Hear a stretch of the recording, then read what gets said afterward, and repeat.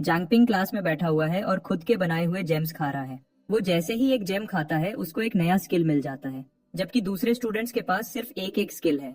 वो बोर हो रहा है और क्लास में अपना कीमती समय बर्बाद कर रहा है, जबकि बाहर की दुनिया को मॉन्स्टर्स कब्जा कर रहे हैं जो इंसानों को खाते हैं और उनका रूप ले लेते हैं। ये ऐसे क्रीचर्स हैं जिनके पास इतना हाई लेवल का इल्यूजन है कि सिर्फ हमारा हीरो ही उसे देख सकता है। बस कुछ दिन पहले तक सब लोग उसको एक लूजर समझते थे जिसके पास एक यूजलेस स्किल है और जिसे सिर्फ एक फार्मर बनना था। सच ये है कि जब सभी को कॉम्बैट स्किल्स मिली, हमारे हीरो को कॉन्ट्रैक्ट जेम्स बनाने की एबिलिटी मिली। ऐसा जेम बनाने के लिए फिजिकल और मेंटल एनर्जी दोनों लगती है और इसके काम करने के लिए टारगेट को उसे अपनी मर्जी से खाना पड़ता है। एक बार खा लिया तो उसकी लाइफ, सोल और विल पूरी तरह से हमारे हीरो के कंट्रोल में आ जाती है। और तो और टारगेट को एक रेयर स्किल और इल्यूजन से इम्यूनिटी भी मिल सकती है। लेकिन कैच ये है कि कोई भी अपनी मर्जी से पूरा पपेट बनना नहीं चाहता। यहाँ तक कि उसकी गर्लफ्रेंड सू जिंगयाओ ने भी माना कर दिया था। जब वो लगभग हार मान चुका था और फार्मर्स लाइफ एक्सेप्ट कर चुका था, तभी उसके दिमाग में एक जबरदस्त आइडिया आया। क्या हो अगर वो क्रिस्टल खुद खा ले और अपना ही पपेट बन जाए। शॉकिंग बात है, ये आइडिया काम कर गया। उसको अपने बॉडी पर पूरा कंट्रोल मिल गया, कुछ लिमिट्स के साथ। वो कोई सुपरनैचुरल चीज नहीं कर सकता था, जैसे फ्लाइंग या दूसरे क्रीचर्स में ट्रांसफॉर्म होना, लेकिन वो अपनी बॉडी से वो सब कुछ करवा सकता था जो एक ऑर्डिनरी पर्सन कर सकता है, जैसे मार्शल आर्ट्स में मास्टरी करना। फिर भी वो अपनी बॉडी को दौड़ा सकता था और पुशअप्स करवा सकता था जब उसका ब्रेन सो रहा हो। जब वो अगले दिन स्कूल में उठा तो सब कुछ नॉर्मल लग रहा था, जब तक स्कूल की टॉप स्टूडेंट उसके पास नहीं आई, जबकि दूसरे लोग उसके आने पर ताली बजा रहे थे। जंगपिंग को एक मनहूस आवाज सुनाई दी और उसकी जगह एक डरावना क्रीचर दिखा। किसी और ने रिएक्ट नहीं किया और जैसे ही वो फिगर एक ट्विस्टेड स्माइल के साथ आगे झुका, उसने जांगपिंग से कहा कि वो पेल लग रहा है और पूछा कि क्या वो ठीक है। जांगपिंग ने उस डरावने क्रीचर के सामने भी खुद को शांत रखा। उसने बात को टाल दिया और बोला कि उसने बस एक बुरा सपना देखा और नींद पूरी नहीं हुई। क्लास का बहाना देकर वो तुरंत वहाँ से निकल गया। बाहर जांगपिंग उलझे हुए फीलिंग से रेसल कर रहा था। वो श्योर नहीं था कि क्या ये उसका भ्रम है या म्यूटेटेड बीस्ट स्कूल में घुस चुके हैं, और सबसे ज्यादा उसको ये चिंतित कर रहा था कि कोई और नोटिस क्यों नहीं कर रहा। जब उसने टीचर को बताने का सोचा तो उसको स्टाफ रूम में एक और क्रीचर मिला और वो तेजी से भागा। वो अभी भी शॉक्ड है और सोच रहा है कि ये जगह शायद पहले ही एक लिविंग हेल बन चुकी है। जांगपिंग को रियलाइज हुआ कि उसको ये बीइंग सिर्फ कॉन्ट्रैक्ट जेम निगलने के बाद ही दिखने लगे हैं।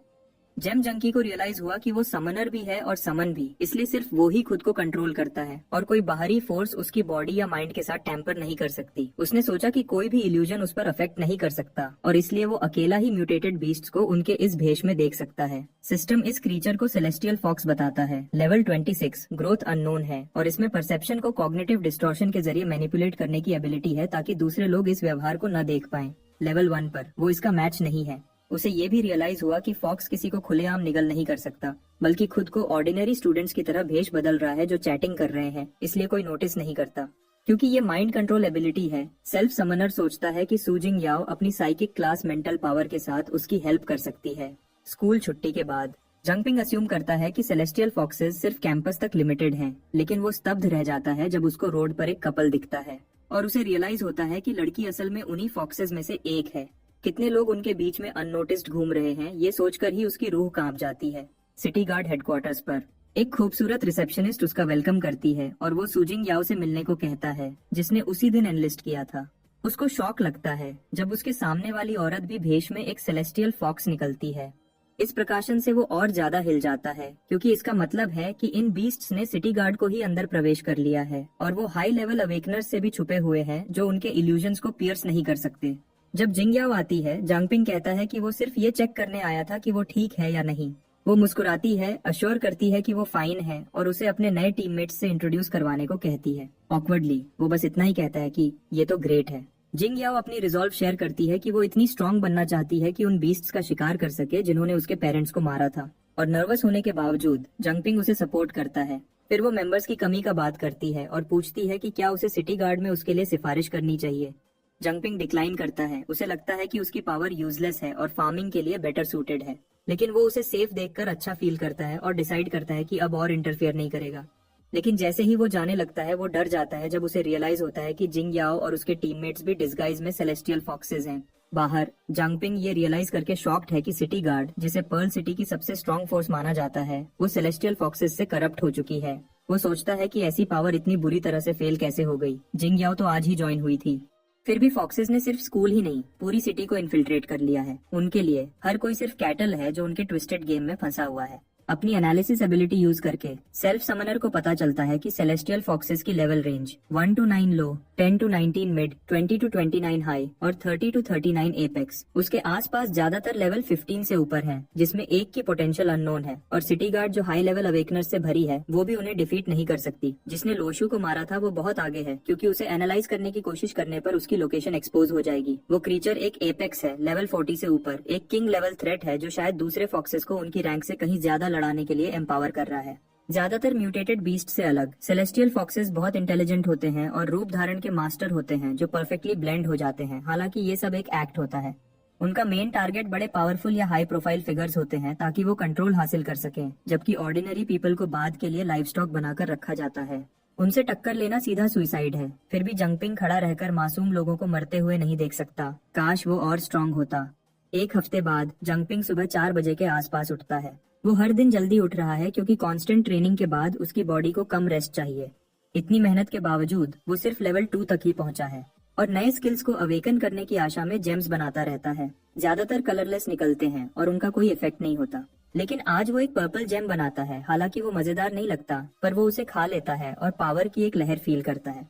अपना स्टेटस पैनल चेक करते हुए ये डमी देखता है कि उसकी ग्रोथ 4 स्टार्स तक राइज हो गई है, उसके स्टैट्स इंक्रीज हो गए हैं और उसकी एबिलिटीज लेवल 2 पर एडवांस हो गई है। एक नया बोनस इफेक्ट भी एक्टिवेट होता है। उसे नाइट वॉकर एबिलिटी मिलती है जिससे उसको night vision, faster movement, lighter steps और शैडोज में वैनिश होने की पावर मिलती है। सेल्फ समनर शॉक्ड लेकिन रोमांचित होकर रियलाइज करता है कि अब वो रात की आड़ में आसानी से इन्वेस्टिगेट कर सकता है। सेल्फ समनर को हर लेवल पर एक नई एबिलिटी अनलॉक करना बहुत पसंद है और नाइट वॉकर एक्टिव होने के बाद वो ट्रेनिंग में बिल्कुल टाइम वेस्ट नहीं करता। अपनी रन के दौरान वो नोटिस करता है कि उसकी विजन तो दिन की रोशनी में भी ज्यादा शार्प हो गई है। रोड साइड पर एक रिंग उसकी आंख को पकड़ लेती है। उसकी एनालिसिस से पता चलता है कि ये एक असैसिनेशन रिंग है जो पहनने वाले को सबकॉन्शियसली दूसरों से इग्नोर करवाती है। हालांकि हाई लेवल अवेकनर्स सुरक्षित है। ये सुनकर वो शॉक हो जाता है। वो जल्दी ही इम्पोस्टर लोशू को एक और आदमी के साथ गर्म झगड़े में देखता है और अस्यूम करता है कि रिंग उसी की होगी। नाइवली जांगपिंग को लगता है कि वो आदमी लोशू को इंसान समझ रहा है और वो बस उसका दुश्मन है। जब फाइट शुरू होती है जांगपिंग को याद आता है कि लोशू तो एक ऑर्फन थी जो कभी ऐसे दुश्मन नहीं बनाती। तो सिर्फ यही एक्सप्लेनेशन है कि दूसरे लोग भी सीक्रेटली सेलेस्टियल फॉक्सेस से लड़ रहे हैं। क्रीचर अचानक कुछ सेंस करता है और कन्विंस्ड हो जाता है कि उसकी गुमी हुई रिंग कोई ले गया है। लेकिन वो फॉक्स अभी भी जांग की प्रेजेंस से अनजान थी। उसको लगा कि कोई मिड लेवल अवेकनिंग पास में था और वो जल्दी से अपने हाईनेस को रिपोर्ट करने भागी। जांग को रियलाइज हुआ कि वो रिंग तो सिर्फ चारा थी, पर वो रिंग वापस करता तो और शक होता है, इसलिए उसने रिंग अपने पास ही रखी।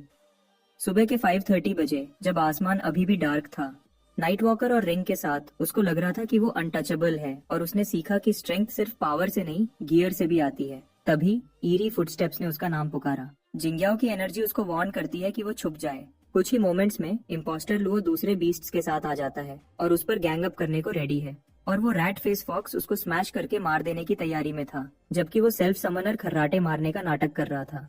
इम्पोस्टर लुओ हर इमोशन की झलक ढूंढती है जो उसको एक्सपोज कर सके। उसको कन्विंस हो गया कि ये यूजलेस ट्रैश वो भागा हुआ आदमी नहीं है। उसने एक्सपेक्ट किया था कि असली बंदा अब तक अपनी जान के लिए फाइट करता। क्लॉज स्ट्राइक करने को रेडी थे, पर उसको अब भी रिंग का कोई ट्रेस नहीं मिला। रैट फेस को शक हुआ कि कुछ तो गड़बड़ है क्योंकि ये लड़का हर मॉर्निंग जॉग करता है पर आज नहीं किया, इसलिए वो अपने हाईनेस को उसे किल करने की बहस करता है। पर इम्पोस्टर लुओ जो सेलेस्टियल फॉक्सेस की हाईनेस है, जुंगपिंग को वर्थलेस फूड मानती है और क्योंकि वो खाना वेस्ट नहीं करती इसलिए रैट फेस के पास ओबे करने के सिवा कोई चॉइस नहीं था। थोड़ी देर बाद जांग अपनी आंखें खोलता है जब उसका रूम क्लियर हो चुका था और वो सांस लेता है।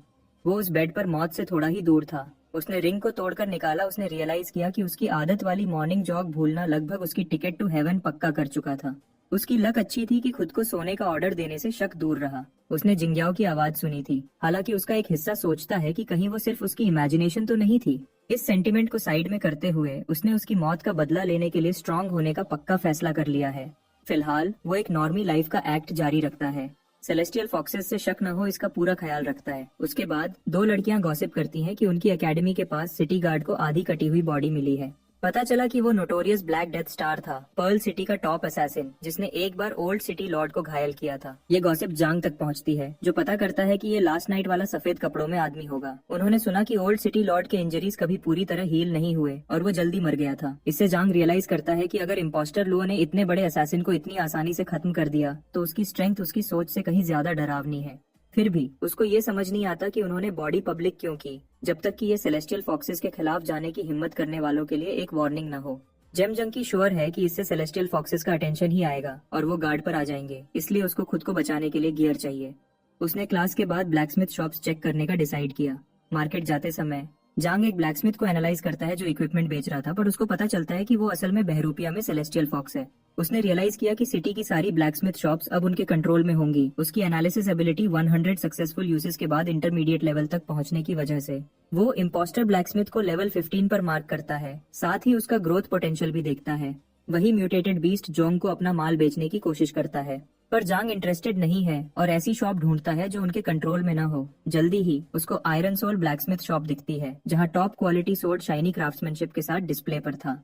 सेल्स ब्रैड बूढ़े आदमी की तारीफ करता है कि वो सख्त है, पर क्लेम करता है कि वो सबसे कम प्राइस दे रहा है, भले ही इसमें उसका नुकसान हो। बूढ़ा आदमी बेवकूफ नहीं बनता, ब्रैड का मजाक उड़ाता है और पूछता है कि क्या उसकी बेटी डिनर का वेट कर रही है। इस बात से ब्रैड गुस्से में आ जाता है और चिल्लाता है कि क्या बूढ़ा गधा बहरा है। तभी जांग सोर्ड उठाकर उसे इंस्पेक्ट करता है, जिससे ब्रैड गुस्सा हो जाता है कि उसने उसके सामान को कैसे छुआ। अपनी एनालिसिस यूज करते हुए जुंग को पता चलता है कि ये कॉमन क्वालिटी की 1 हैंडेड सोर्ड है जो टूट चुकी थी और खराबी से रिपेयर की गई थी। जॉन कैजुअली पॉइंट आउट करता है कि सोर्ड टूट जाएगी और ऐसा ही होता है। सेल्स ब्रैड गुस्से में फट जाता है। वो चिल्लाता है कि क्या जोंग जानता भी है कि वो कौन है। जब उसके कपड़े ड्रामेटिकली फटते हैं तो वो खुद को शिंगी मार्शल आर्ट्स एकेडमी के मास्टर एमा का डायरेक्ट डिसाइपल डिक्लेयर करता है और तेज स्पीड से चार्ज करता है और जांग को तैयार रहने को कहता है। जांग हिला तक नहीं और बिना एफर्ट के उसको थप्पड़ मारता है। ब्लॉन्डी सेल्फ समनर पर गंदा खेलने का आरोप लगाता है, लेकिन जोंग की एनालिसिस उसको ल्यू बाइगो के रूप में रिवील करती है, एक लो अवेकनर जिसका 1 स्टार ग्रोथ पोटेंशियल है और वो लेवल 1 पर अटक चुका है, सिर्फ अर्थ शैटरिंग एबिलिटी के साथ। हालांकि ये देवेन डिफाइंग और चमकीला है, चमका उसको इतना ड्रेन करता है कि एक बार शुरू होने के बाद वो रुक नहीं सकता। क्राईबेबी जांग को चले जाने की अर्ज करता है, पर जेम जंकी को वहां रुके रहने में कोई इंटरेस्ट नहीं है। ब्लॉन्डी स्नीक अटैक की कोशिश करता है, पर जांग उसको तुरंत रोक देता है। तभी कोई आती है और कहती है कि वो 5 मिनट के लिए गायब थी और जगह पहले ही लाइवली हो गई है। वो वुमन जांग को वार्न करती है कि बाहर चला जाए, वरना उसको फेंक दिया जाएगा। ब्लॉन्डी सॉरी बोलकर बाहर भाग जाता है, जबकि जंग कैजुअली दूसरी शॉप्स चेक करने का डिसाइड करता है, पर वो लेडी उसको रोक देती है।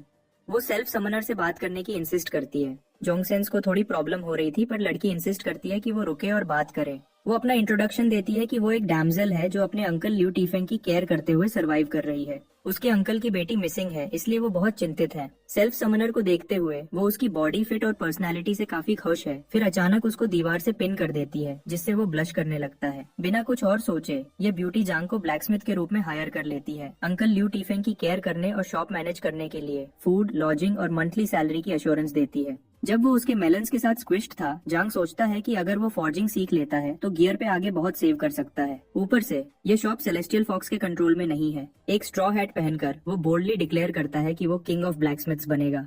वो औरत उसको जोर से थप्पड़ मारती है, उसको गुड सपोर्ट बोलती है, एग्जैक्टली वही जो उसने अपने चुने हुए आदमी से एक्सपेक्ट किया था। फिलहाल ये जेम जंकी बस उसके हाथ के नीचे सर्वाइव करने पर फोकस करता है, वरना रिस्क है कि खून निकलते निकलते मर जाएगा। कुछ दिन बाद वंडर वुमन उस सेल्फ समनर ब्रो से कहती है कि और स्ट्रेंथ यूज करो। वो सिस्टर चो चांग से पूछता है कि क्या ये ओके है, पर वो अश्योर करती है कि कोई नहीं आएगा। उसके सामने पसीना बहाते हुए वो उनकी एक्सक्लूसिव नीडिंग फॉर्जिंग टेक्निक में ट्रेन करता है। मटेरियल्स को गूंधे हुए डोब की तरफ यूज करता है। वो वेयरहाउस से मोल्ड लेने चली जाती है और उसको वार्न करती है कि आग बुझने न देना। उसके बगल में उसको एक स्कारलेट सर्पेंट स्केल दिखता है। वो सोचता है कि क्या ये फ्यूल है, पर आग कम होने की वजह से वो निराश है। वो जल्दी से उसको आग में फेंक देता है ताकि वो जलता रहे। तुरंत स्टोव एक्सप्लोड हो जाता है और जोंग सोचता है कि अब तो गया काम से। इस गर्मी की लहर के साथ कुछ गड़बड़ लगती है। जैसे ही एक स्कल फेस आसपास के स्मोक को एब्जॉर्ब करता है।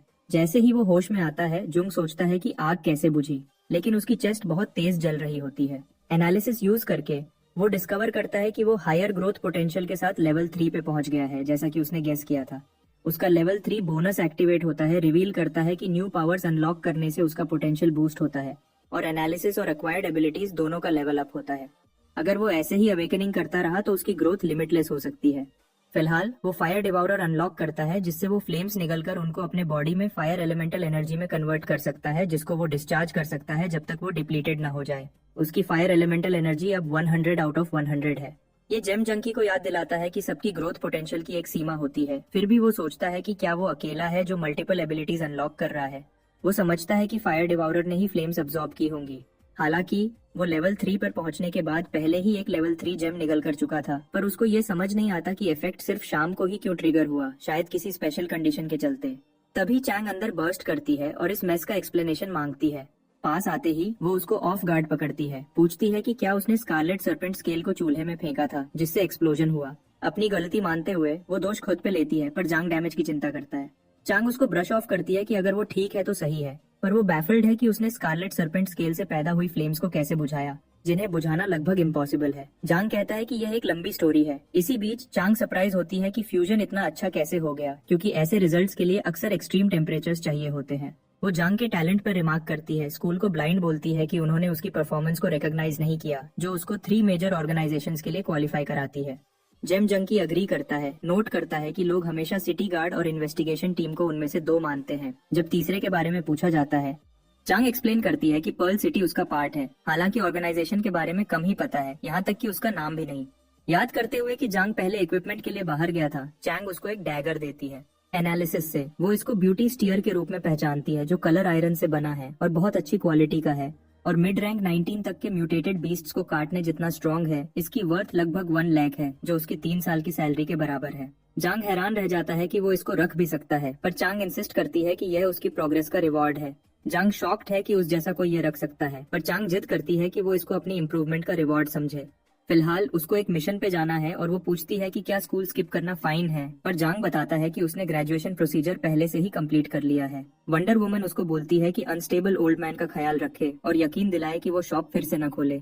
जांग सोचता है कि सेलेस्टियल फॉक्सेस ने ब्लैकस्मिथ को इसलिए अकेला छोड़ दिया होगा क्योंकि वो बिजनेस में नहीं था, पर जब उसने शोर मचाया उससे अब उनका अटेंशन ड्रॉ हो गया होगा। क्योंकि रात हो चुकी है, वो नाइट वॉकर स्किल यूज करके आसपास स्काउट करने का डिसाइड करता है। इसी बीच एक चेयरफुल लड़की एक रूइंड प्लेग्राउंड में झूल रही है, पर सच में वो भेस में एक लेवल 3 म्यूटेटेड बीस्ट है। जांग का ये फर्स्ट टाइम है जब वो अपने लेवल की इतनी लो लेवल फॉक्स को देखता है, और अपने बूस्टेड गियर के साथ उसको कॉन्फिडेंस है कि वो इसको हैंडल कर सकता है। अगर सिटी गार्ड गिर भी गई है तो इन्वेस्टिगेशन टीम जो सिटी के बाहर है उन पर अफेक्ट नहीं होना चाहिए, और वो प्लान करता है कि फॉक्स की डेड बॉडी देकर हायर मैनेजमेंट का अटेंशन पकड़े। तभी एक चिलिंग आवाज सुनाई देती है। उसको मजाक करती है कि एक बच्चे पे अटैक करने का कर सोच ही वो पैनिक कर रहा है। आवाज इरादे से भरी है, उसको वार्न करती है कि हिलो मत वरना गए काम से। वॉइस उसको अटैक न करने की चेतावनी देती है, और शेकन जोंग रियलाइज करता है कि ये वुमन उससे बहुत ज्यादा स्ट्रॉन्गर है। उसका नाइट वॉकर एबिलिटी और असैसिनेशन रिंग उसके सामने यूजलेस है, क्योंकि वो उनके पार तक देख सकती है। वो उसको कहती है कि अगर जिंदा रहना है तो ऑर्फनेज ट्रेनिंग ग्राउंड्स पे मिलो। जब ओमिनस हवा धीरे धीरे गायब होती है, वो पहले ही जा चुकी होती है। जेन सोचता है कि वो सेलेस्टियल फॉक्सेस के साथ नहीं है, वरना वो अब तक मर चुका होता। जेन इसी ऑर्फनेज में बड़ा हुआ था। उसने अपना बचपन सड़क के उस पार छोटे से पार्क में स्लॉपी फाइटिंग मूव्स प्रैक्टिस करते हुए बिताया था, इसलिए उसका नाम ऑर्फनेज ट्रेनिंग ग्राउंड्स है, जो अब उसको सोचने पर मजबूर करता है कि क्या वो वुमन उसके पास्ट या उसके सीक्रेट्स को जानती है। ये क्लियर है कि वो उसको देख रही थी, ठीक टाइम पर आकर उसको पहले रोका था, और जांग को शक है कि वो उसको किसी रीजन से यहाँ लेके आई है। अचानक जंगलों से एक म्यूटेटेड बीस्ट निकलता है। एनालिसिस एक्टिवेट करके जांग उसको आर्मर्ड वेनम टेल रैट के रूप में देखता है, एक 2 स्टार लेवल 5 रोडेंट। उसकी वेनम सैक उसकी पूंछ पर बोन स्पर्स को पावर देती है, जो एक डेडली टॉक्सिन देने की ताकत रखती है। वो बीस्ट उससे 2 लेवल ऊपर है, इसलिए सेल्फ समनर पहले पीछे हटने का सोचता है, पर तुरंत अपना मन बदल देता है। अगर उसने इसको अभी खत्म नहीं किया तो कल ऑर्फेनेज के बच्चे खतरे में पड़ सकते हैं। वैसे भी ये सिर्फ एक लो लेवल बीस्ट है, और चैंग के डैगर के साथ उसको पूरा विश्वास है कि वो जीत जाएगा। अपनी पास्ट लाइफ में उसने जितने वेब नॉवेल्स पढ़े थे, उनमें हीरो पावर मिलते ही कॉम्बैट एक्सपर्ट बन जाता था, जो उसको पता है कि बिल्कुल ही नॉनसेंस है। वो मानता है कि उसको कोई रियल बैटल एक्सपीरियंस नहीं है, फिर भी वो जांगपिंग के समन्ड बीस्ट को आगे कमांड कर सकता है जब वो खुद रोड पे चार्ज करता है। जब वो हवा में फ्लिप करता है और रोल करके काउंटर करता है तो जांग ऑफ गार्ड पकड़ा जाता है, डैगर से संभालते हुए। उसका डिफेंस बहुत अव्यवस्थित था, और वो तुरंत रियलाइज करता है कि रोडेंट का आर्मर इतना मोटा है कि ब्यूटी स्टीयर उसको छेद नहीं सकती। इस बीस्ट को हराने के लिए उसको एक नया प्लान बनाना पड़ेगा। लड़ते हुए जांग को ऐसा लगता है जैसे वो एक वीडियो गेम कैरेक्टर कंट्रोल कर रहा हो, बस इस बार वो खुद है। वो सोचता है कि बीस्ट का एक ही वीक स्पॉट है, उसकी अनआर्मर्ड आंखें। पर जब वो डिफेंसिव बॉल में घूम हो जाता है तो उस टारगेट को हिट करना और भी मुश्किल हो जाता है। जेम जंकी डिसाइड करता है कि उसको बीस्ट का पोस्चर तोड़ना होगा, तो वो फायर डिवाउरर एक्टिवेट करता है, और जल्दी उसे एक आइडिया आता है और वो अपनी पहली कमांड पर्ल फिस्ट रैटबस्टर स्टाइल तैयार करता है। उसने कभी नहीं सोचा था कि पर्ल हिस्ट्री के वो बोरिंग लेसन्स असल में काम आएंगे। यह टेक्निक ब्रूट फोर्स से दुश्मन को अति दबाव डालने पर फोकस करती है, छोटे ओपोनेंट्स को कुचलने के लिए परफेक्ट। जैसे ही रोडेंट लंजेस करता है, जांग एक फेंट के साथ शुरुआत करता है। उसको फायर डिवाउरर कॉम्बो में चेन करता है, फिर अपना नया मूव करता है, फ्लेम्स फूट कर बीस्ट को पीछे धकेल देती है, उसको निस्सहाय छोड़कर। वो उसके वीक स्पॉट पे स्ट्राइक करता है, जिससे एक एक्सप्लोजन ट्रिगर होती है जो उसको खत्म कर देती है। उसकी स्टैट्स तुरंत बढ़ जाती हैं और वो रियलाइज करता है कि रियल कॉम्बैट ट्रेनिंग से कहीं ज्यादा तेजी से उसको लेवल अप करता है। पर कुछ तो गड़बड़ है। वेनम टेल रैट को यहाँ होना ही नहीं चाहिए। सिटी वॉल्स के अंदर सिर्फ सेलेस्टियल फॉक्सेस का होना चाहिए। अचानक ब्लैक एनर्जी जमा होती है और उसके चारों तरफ घूमती है, उसको नीचे घसीटती है और एक आवाज उसको 5 मिनट देती है। एक आइस कोल्ड वुमन अपीयर होती है, उसको घूर कर देखती है और डिमांड करती है कि वो प्रूफ दे कि वो इंसान है। जांग हैरान रह जाता है कि वो प्रूव करे तो कैसे। जांग कंफ्यूजन में पड़ जाता है जब आइस वुमन उससे इंसान होने का प्रूफ मांगती है। वो रियलाइज करता है कि वो सिटी के अंदर म्यूटेटेड बीस्ट्स को सेंस कर सकती है, हालांकि वो एग्जैक्टली पता नहीं लगा सकती, इसलिए वो उसको टेस्ट कर रही है। जब उसने उस छोटे सेलेस्टियल फॉक्स पर अटैक करने की कोशिश की थी, तभी उसको शक हुआ होगा। एक नर्वस स्माइल करते हुए वो पूछता है कि क्या वो कम से कम उसको हिंट दे सकती है कि उसके कहने का क्या मतलब है, और साथ ही सोचता है कि क्या वो रोडेंट शुरुआत से ही उसका टेस्ट था। 4 मिनट बचे थे। जांग 2 मिनट उसको एनालाइज करने में वेस्ट करता है और हर बार फेल हो जाता है। इतने फेलियर्स के बाद उसकी स्किल एडवांस्ड एनालिसिस में इवॉल्व हो जाती है, जो अब टारगेट का फैक्शन रिवील कर सकती है। अगले अटेम्प्ट पर उसको फाइनली पूरी रीड मिलती है। ल्यूसी शान of the purge squad, level 28, एक हाई लेवल अवेकनर जिसके पास वाटर मैनिपुलेशन की एबिलिटी है। ये एक एबिलिटी है जो उसको पानी पीने से वाटर एनर्जी अब्सॉर्ब और स्टोर करने देती है और शरीर के अंदर और बाहर उस पर प्रिसाइज कंट्रोल रखने देती है। उसकी स्टेटस पढ़कर जोंग को फाइनली समझ आता है कि वो एनालाइज करने में इतनी मुश्किल क्यों थी और उसकी नाइट वॉकर एबिलिटी और असैसिनेशन रिंग का उस पर कोई इफेक्ट क्यों नहीं हुआ। पर्ज स्क्वाड उसके लिए अनजान है और वो सोचता है कि क्या ये सिटी गार्ड और इन्वेस्टिगेशन टीम के अलावा तीसरी ऑर्गेनाइजेशन है। जब आइस वुमन वार्न करती है कि उसके पास सिर्फ 1 मिनट बचा है, तो उसको पैनिक होने लगता है। वक्त खरीदने की डेस्परेशन में वो एक कैजुअल टोन फोर्स करता है, पूछता है कि क्या वो भी ऑर्फनेज से है, क्योंकि उसने पार्क को ट्रेनिंग ग्राउंड्स कहा था। वो अपनी मेमोरी में सोचती है, उसको ल्यूचीशान याद नहीं आती, और गेस करता है कि उसने अपना नाम बदल लिया होगा। एक नर्वस एज के साथ वो बोल देता है कि क्या वो असली में लू टोरिन है। पुराने वक्त में एक छोटी सफेद बालों वाली लड़की का नाम ल्यू टोरिन था, जो हेवन संडरिंग, अर्थ शैटरिंग, सीसी इनविंसिबल फिस्ट गाती थी और जांग को ध्यान देने को कहती थी। उस मेमोरी को ताजा करते हुए जांग वही धुन गुनगुनाता है और उसके फर्स्ट से थर्ड फॉर्म्स तक का नाम लेता है, जिससे आइस लेडी ब्लश करने लगती है। वो पूछता है कि क्या वो सिस्टर सीसी है, पर सिशन उसकी बात टाल देती है और दूसरा सवाल पूछती है। इसके अलावा आइस लेडी नोट करती है कि उसकी एबिलिटी कॉन्ट्रैक्ट जेम एकेडमी में यूजलेस के रूप में रिकॉर्ड की गई है, क्योंकि उसकी एक्टिवेशन रिक्वायरमेंट इम्पॉसिबल है, और वो डिमांड करती है कि उसने क्या किया। जांग साफ साफ बता देता है कि 2 हफ्ते पहले उसने जेम को निगल लिया और खुद ही अपना समन्ड बीस्ट बन गया। तब से उसको खुद पर पूरा कंट्रोल है, म्यूटेटेड बीस्ट इल्यूजन से इम्यून है और कोई भी बहरूपिया देख सकता है। अपनी इन्वेस्टिगेशन से जांग ने एक डरावनी सच्चाई ढूंढी है। सेलेस्टियल फॉक्सेस हर जगह छुपी है और पूरा क्लैन शायद पर्ल सिटी में घुस चुका है। उनकी स्वाभाविक एबिलिटी कॉग्निटिव डिस्टॉर्शन ये बताती है कि वो बिना ध्यान दिए कैसे छुपी रही। ये परकसन आइस वुमन को शॉक में डाल देती है। फिर वो उनकी लिस्ट देता है। वांगशेंग ब्रेकफास्ट शॉप का ओनर, लेस स्ट्रीट पर जूअन फर्नीचर स्टोर का ओनर, लॉन्गजू स्ट्रीट पर 3 ब्लैकस्मिथ्स, और यहाँ तक कि वो छोटी फॉक्स जिसको उसने मारने से रोका था। ये सब के सब लो लेवल सेलेस्टियल फॉक्सेस हैं। जांग उसको अर्ज करता है कि वो खुद कंफर्म करे। एक लंबे पॉज के बाद वो उसको वहीं रुकने का ऑर्डर देती है जब तक वो जिन्बो के साथ ये इन्फॉर्मेशन वेरीफाई न कर ले। दूसरी तरफ जिन्बो की टीम सबसे पहले ये कंफर्म कर पाती है कि सिटी में किसी सेलेस्टियल फॉक्स म्यूटेंट बीस्ट्स की कोई रिपोर्ट नहीं मिली है। हालांकि कॉग्निटिव डिस्टॉर्शन एबिलिटी पहले भी अपीयर हुई है, जो जांग पिंग के डिस्क्रिप्शन से मैच करती है। जिन्बो की तरफ से तुरंत एक टीम 2 शॉपकीपर्स को एप्रीहेंड करने के लिए रवाना की जाती है और वो जल्दी ही वापस आने की आशा है।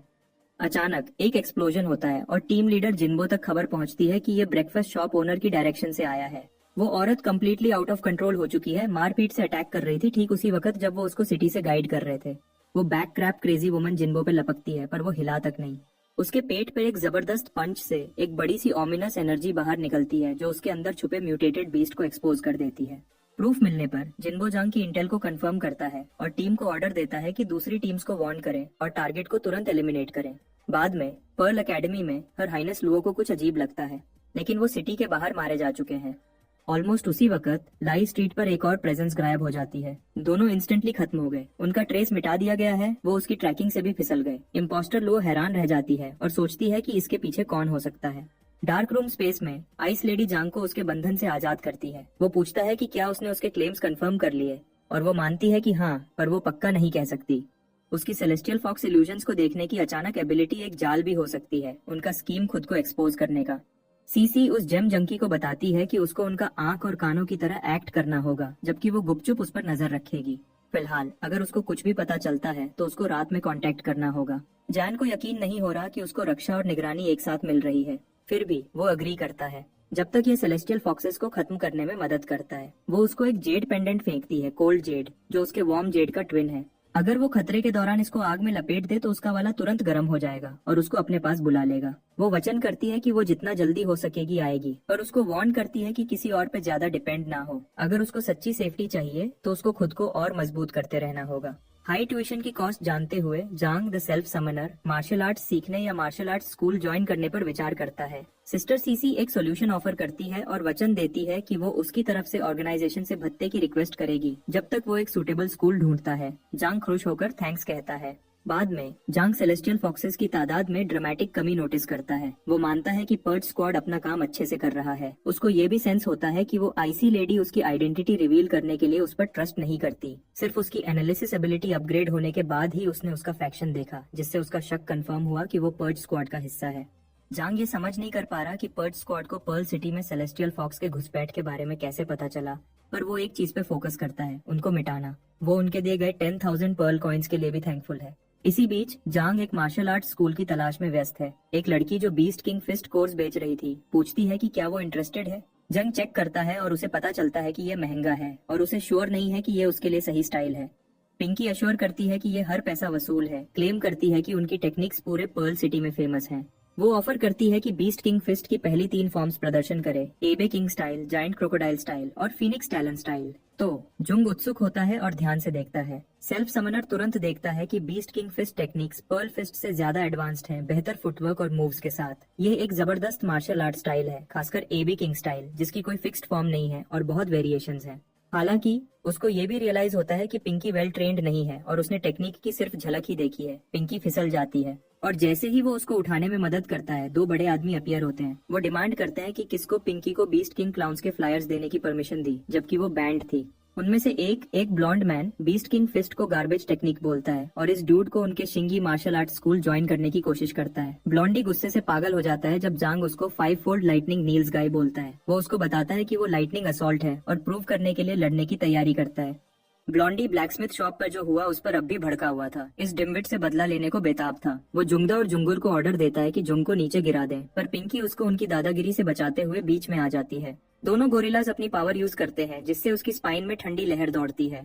एनालिसिस से Shang heir of the Shingi martial art school level 4 एक लो टियर अवेकनर रिवील होता है। उसका फ्लैश फोर्टिफिकेशन 70% इंटेलिजेंस सैक्रिफाइस करता है 30% फिजिकल स्ट्रेंथ बूस्ट के बदले में। शंग दुर की स्टैट्स सेम है। जेम जंकी शॉक्ड है कि कोई इंटेलिजेंस को स्ट्रेंथ के लिए ट्रेड कर सकता है, और जब दोनों गोरिल्ला ब्रदर्स पावर अप होते हैं तो वो ये भी सवाल करता है कि क्या ये सच में एबिलिटी है। इसी बीच Zhang Wang Junmin the righteous pinky from beast king martial school को एनालाइज करता है। एक लेवल 3 अवेकनर जिसका 7 स्टार ग्रोथ पोटेंशियल है। उसका गिफ्ट उसको प्रैक्टिस से कोई भी स्किल पॉलिश करने देता है और ग्रोथ स्पीड को 0 से 1000% तक बूस्ट करता है। हालांकि उसकी ट्रेट लर्निंग एबिलिटी को 90% कम कर देती है। जांग इम्प्रेस्ड है और जानता है कि वो एक लेट ब्लूमर है, पर आगे चलकर एक पावर हाउस बनेगी। फिर भी अपनी करंट स्ट्रेंथ पर वो मुश्किलों से पंगा ले रही है, तो वो फ्लायर्स वापस करता है और इसको खुद हैंडल करने का डिसाइड करता है। उसके खिलाफ 3 ओपोनेंट्स थे, उसके जीतने का कोई चांस नहीं था, इसलिए वो बीच में कूद जाता है। जांग एप किंग स्टाइल देखने के बाद जोश में था और उसको प्रैक्टिस में लाता है। दोनों गोरिल्लाज उस पर लपकते हैं, लेकिन बीस्ट किंग फिस्ट की पहली 3 फॉर्म्स से वो उनको जल्दी से नीचे गिरा देता है। ब्लॉन्डी अपना 5 फोल्ड लाइटनिंग ट्राई करता है, लेकिन जुंग उसको साइड में हटा देता है और उसके ग्रोइन पर एक जबरदस्त 3rd फॉर्म स्ट्राइक दे मारता है। वो ब्लॉन्डी को टॉन्ट करता है कि 2 आदमी कम हो गए और अब उसके पास सिर्फ 3 फोल्ड लाइटनिंग बचा है। जंग उन गुंडों को जमीन पर फैले छोड़ देता है और डिसाइड करता है कि beast king martial school visit करने लायक है। पिंकी शॉक्ड थी कि उसने एप किंग स्टाइल सिर्फ एक बार देखकर सीख लिया। उसको पूछती है कि अगर उसे स्ट्रगल हो तो वह उसकी मदद करे। जल्दी से स्ट्रांग होने के लिए उत्सुक थी।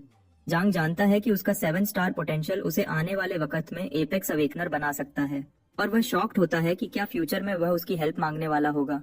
मार्केट प्लेस में 2 अर्थ स्लैकर्स पागल हो रहे थे जब उन्होंने अपने मास्टर को देखा, जबकि उन्हें लगा था कि वह अभी कुछ दिन और नहीं आएंगे। वह पैनिक हो जाते हैं और जानते थे कि उन्होंने एप किंग स्टाइल के आधी मूव्स भी मास्टर नहीं किए हैं, और कुछ तो उसके गुस्से के ख्याल से ही बेहोश होने को तैयार थे। जंग को ये बेकार लगता है कि वह अपने ही इंस्ट्रक्टर से इतना डरते हैं। उसके बगल में जेमिन नर्वस होकर एक्सप्लेन करती है कि वह दिन के वक्त लेजेंडरी इंस्ट्रक्टर हैं जो अपनी सख्ती के लिए जाने जाते हैं, जो स्लैकर्स को टाइम पर टास्क फिनिश न करने पर सजा देते हैं। जब जंग पूछता है कि क्या उसे पहले कभी सजा मिली है, पिंकी घमंड से एडमिट करती है कि वह 1 महीने से यहाँ है और उसे हर दूसरे दिन सजा मिलती है क्योंकि वह अभी भी बेसिक मूव्स भी ढंग से नहीं कर पाती। उनका इंस्ट्रक्टर एक एंशिएंट जनरल की तरह तूफान की तरह अंदर आता है जो अपने ट्रूप्स को शांत करने को तैयार है। तुरंत ऑर्डर देता है कि जो झुके हुए पकड़ा गया उसे 50 लैप्स लगाने होंगे और फॉर्म में कोई कटौती नहीं होगी। एनालिसिस के जरिए जांग उसे bide of the beast king martial school के रूप में पहचानता है, एक लेवल 25 अवेकनर जिसका 1 स्टार ग्रोथ पोटेंशियल है। उसकी एबिलिटी मिमिकिंग हंगर उसे एक क्रीचर को कंज्यूम करने और टेम्पररीली उसका फिजिकल फॉर्म लेने देती है। जितने फॉर्म्स वह स्टोर कर सकता है वह उसके लेवल पर डिपेंड करता है और अभी उसके पास 2 फॉर्म्स हैं, रनिंग वुल्फ और raging lion warrior. Self summoner सोचता है कि यह लेवल 25 मॉन्स्टर सिस्टर सीसी के बराबर है। अचानक बाइडे जोंग को रिकॉग्नाइज करता है कि यह वह बच्चा है जिसने कल चिंगी क्लाउन की धुलाई की थी और उसे जानने की उत्साह से जल उठता है कि वह कैसा है। जांग प्रोटेस्ट करता है कि एक न्यूबी को परेशान करने का कोई फायदा नहीं, पर बाइडे की आग और बढ़ जाती है जब वह यह अफवाह सुनता है कि जांग ने एप किंग स्टाइल सिर्फ एक दिखावे से मास्टर कर लिया। एक मुट्ठी जोंग के चेहरे की तरफ रॉकेट की तरह आती है, इतनी तेज कि उसे मून तक भेज दे, और बचने का टाइम नहीं था। फिर भी उसे कुचलने के बजाय बाइडे उसे सिर्फ एक छोटे बच्चे की तरह थपथपाता है, जांग के टैलेंट से इम्प्रेस्ड होकर। वह अफसोस के साथ नोट करता है कि इस लड़के ने आधी अधूरी प्रैक्टिस करने वाले से सीखा है, जो उसके स्लॉपी फुटवर्क को एक्सप्लेन करता है। बिदा डिसाइड करता है कि जांग को असली टेक्निक वह पर्सनली ड्रिल कराएगा बाद में, जिसको जांग शुक्र के साथ एक्सेप्ट करता है। फिर इंस्ट्रक्टर स्लैकर्स की तरफ पलटता है और सजा के रूप में एक स्पार का ऐलान करता है। जो भी उसके स्टैंडर्ड्स पर खरा नहीं उतरा उसे 500 पुशअप्स और उसके बाद वेटेड वेस्ट में 10 माइल रन करनी होगी। सेल्फ समनर को एक बॉडी एनहांसमेंट अवेकनर से ऐसे ब्रूटल ट्रेनिंग ड्रिल्स की आशा थी। जब वह उसे छूती है, पिंकी ब्लश करती है और एडमिट करती है कि बाइडे उसे बेसिक्स दिखाने से ज्यादा कम ही सिखाता है। फिर शर्माते हुए पूछती है कि क्या जोंग उसे प्राइवेट में ट्रेन करेगा। वह अग्री करता है। उसे क्लास के बाद आयरन सोल ब्लैकस्मिथ शॉप पर अपने स्पारिंग पार्टनर के रूप में इनवाइट करता है। फिर भी जांग नोट करता है कि उसकी विल लर्निंग एबिलिटी को 90% कम करती है, जिससे उसका गिफ्ट किसी भी टीचर के लिए एक नाइटमेयर है, और एक्सप्लेन करता है कि बाइडे उसके लिए इतना कम सब्र क्यों रखता है।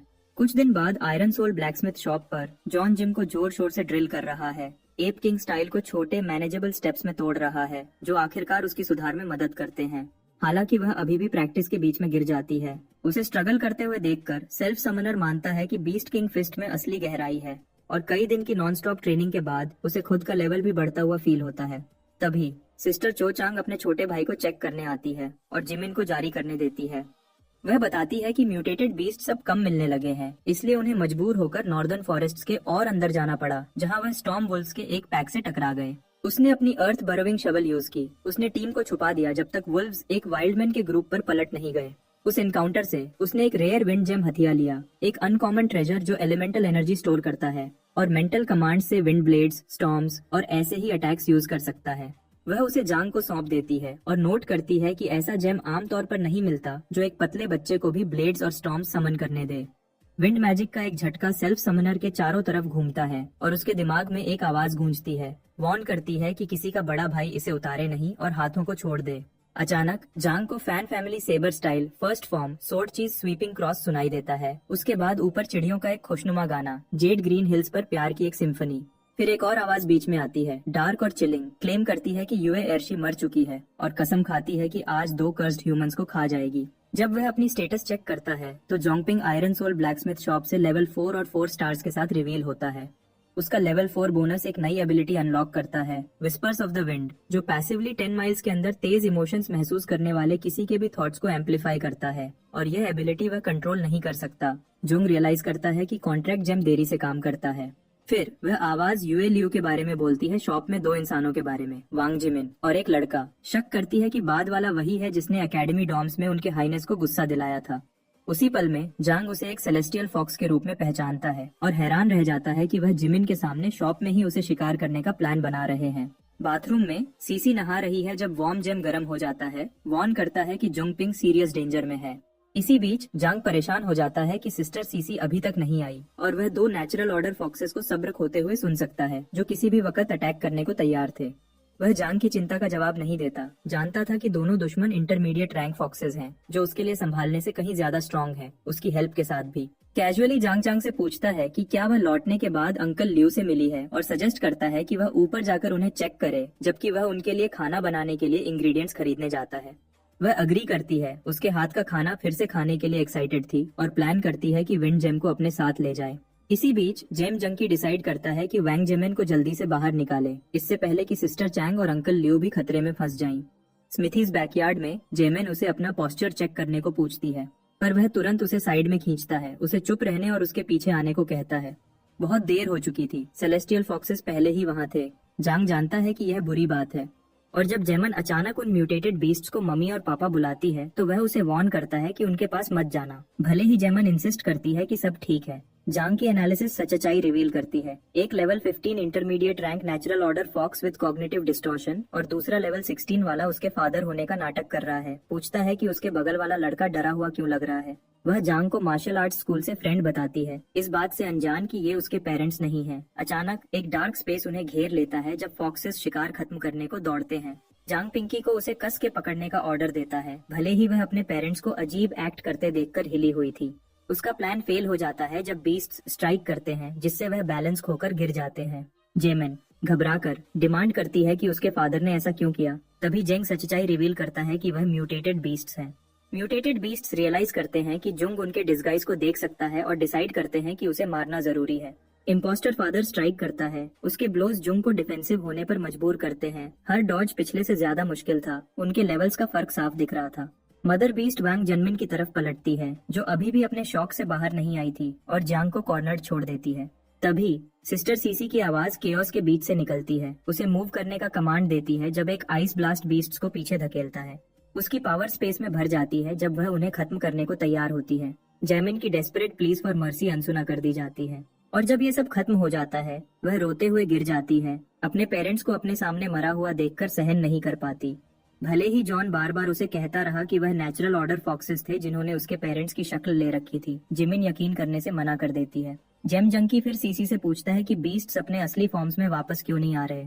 वह एक्सप्लेन करती है कि सिटी के अंदर शायद कोई किंग रैंक फॉक्स है जो उनके इल्यूजन टैलेंट को बढ़ा रहा है, इतना स्ट्रॉन्ग कि लो लेवल बीस्ट्स भी हाई रैंक अवेकनर्स को बेवकूफ बना सकते हैं। वह जोड़ती है कि जिनको उन्होंने सिटी के बाहर मारा था वह वापस इसलिए पलटे क्योंकि इफेक्ट वहां तक नहीं पहुंचा था। इस बात से जुंग को एक आइडिया आता है, शायद वह अकेला है जो उनके डिस्गाइजेस को एक्सपोज कर सकता है। वह जिम की तरफ पलटता है और सच्चाई रिवील करता है। इन म्यूटेटेड बीस्ट्स ने उसके पेरेंट्स को मारा और उनका रूप ले लिया। उसकी आंखों में आंसू भर आते हैं जब उसके शब्दों का बोझ उस पर पड़ता है।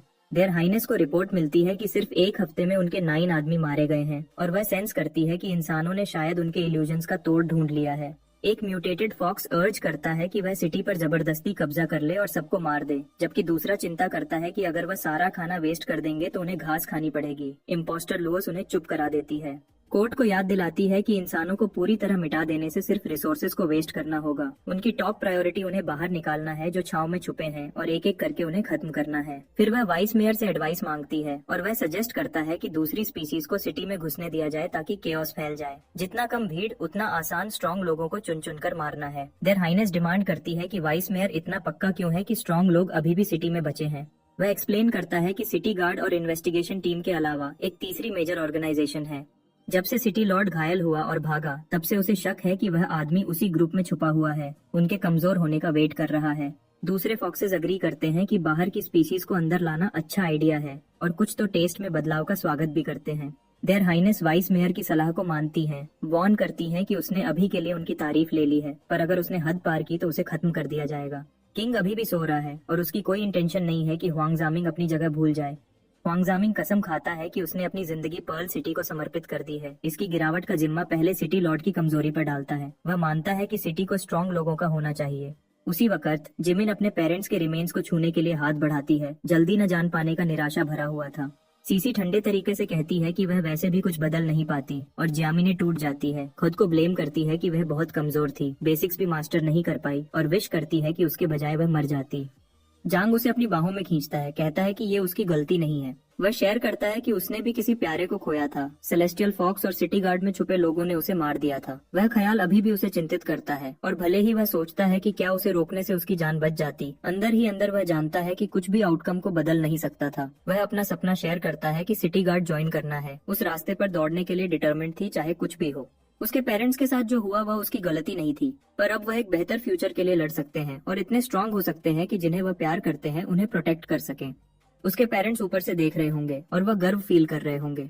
जेमिन को उन शब्दों की जरूरत थी और वह जांग को थैंक्स कहती है और बोलती है कि सिटी के हर मॉन्स्टर को मिटा देगी। पर तभी जॉन खून खांसता है और जेम पैनिक हो जाती है। बहुत देर से रियलाइज करती है कि वह कितना बुरी तरह घायल हुआ था। जेम जंकी अपने शरीर को रुकने के लिए मजबूर करता है, पर यह सिर्फ थोड़े ही वक्त के लिए चलता है। जब वह फाइनली जागता है तो सीसी और जुमान उसे होश में देखकर सुकून फील करते हैं। सीसी उसे वार्न करती है कि हिलो मत, वरना वुंड फिर से खुल जाएगा। जबकि पिंकी ये डिक्लेयर करती है कि उसने प्रण लिया है कि वह और स्ट्रॉन्गर बनेगी और सारे सेलेस्टियल फॉक्सेस को वाइप आउट कर देगी। तो ये रिजॉल्व ईजिस जंग को शांति देता है और वह उस पर ट्रस्ट करता है। जेमियोन का घर अब सेफ नहीं है, ये डिसाइड करके सीसी उसे सुरक्षा के लिए यहाँ रुकने को इनवाइट करती है। उसी पल जांग को एक आवाज सुनाई देता है कि किंग अभी भी सो रहा है और हुआंग जेमिंग को अपनी औकात पता होनी चाहिए। वह उस आवाज को लुओशी यूज्ड की आवाज पहचानता है और तुरंत सेलेस्टियल फॉक्सेस से रिलेटेड ये लीड सीसी के साथ शेयर करता है। उसके बाद सेल्फ समनर ये रिवील करता है कि पर्ल सिटी का vice mayor Huang जेमिंग celestial foxes का नौकर बन चुका है और उसने अपने ही लोगों को धोखा दिया है। आईसी लेडी को उनके किंग के बारे में पता चलता है, जिसकी पावर से इल्यूजन्स इतनी बढ़ सकती है कि वह एपेक्स लेवल अवेकनर्स को भी धोखा दे सके। वह सोचता है कि किंग के कमजोर होने पर वापस वार करने का ये उनका बेस्ट चांस है। वह सेल्फ समनर को टास्क देती है कि वह सिटी में छुपे फ्रीक्स का पता लगाए और वह बिना सोचे एक्सेप्ट कर लेता है। तभी बूढ़ा आदमी भूख की शिकायत करता है, पर वह उसे यकीन दिलाती है कि सेल्फ समनर जल्दी ही ग्रोसरीज लेकर वापस आएगा। पर्ज स्क्वाड बेस पर मैनी गुस्से में बड़ी बड़ी बातें करती है कि पहले उसे सीक्रेट चेंबर एक्टिवेट करने में घसीटा गया और अब सेलेस्टियल कर्टेन में, और वह बरबराती है कि सीसी को बॉस की तरह ऑर्डर्स देना बहुत पसंद है। चेन लुओ वे उसे इग्नोर करता है, जबकि शूजी उसे चुपके से कॉफी ऑफर करती है और कहती है कि टाइम लग सकता है। कुछ ही देर में शूजी सोलर चार्ज को चैनल करती है, मैनी ब्लैक कर्टन को वीव करती है और लू वे लाइट और शैडो डिस्टॉर्शन को शेप देता है। साथ में वह सिटी वाइड कर्टन को यूज करते हैं। कुछ देर तक साथ काम करने के बाद पर्ज स्क्वाड फाइनली जोंगिन को अपने कुछ सीक्रेट्स बताने का डिसाइड करती है। पर्ल सिटी की सबसे सीक्रेटिव ऑर्गेनाइजेशन के रूप में जानी जाने वाली यह टीम सिटी को हर थ्रेट से रक्षा करने और हर करप्शन को पर्ज करने की वचन खा चुकी है। सिटी के हिडन वेपन की तरह वह अक्सर कोवर्ट मिशंस को स्पेशलाइज्ड यूनिट, जिसे बैरियर टीम कहते हैं, उसकी सपोर्ट से अंजाम देते हैं। सिस्टर सीसी के अकॉर्डिंग इस टीम में 3 मेंबर्स हैं। मैनी, उनकी लीडर, ब्लैक कर्टन की पावर चलाती है। वही डार्क रूम स्पेस जिसमें जांग ने एक बार एंटर किया था, वह मैनी की ही धरोहर थी। अगला है जी जाए, सोलर चार्ज चलाने वाला एक लिविंग पावर बैंक जो सनलाइट को एब्जॉर्ब करता है और अपने टीममेट्स को पूरी ताकत से फाइट करते रहने के लिए चैनल करता है। फिर है Luo way, master of light and shadow distortion, जो दोनों को मोड़ सकता है ताकि वह खुद या कोई और चीज पूरी तरह से गायब हो जाए।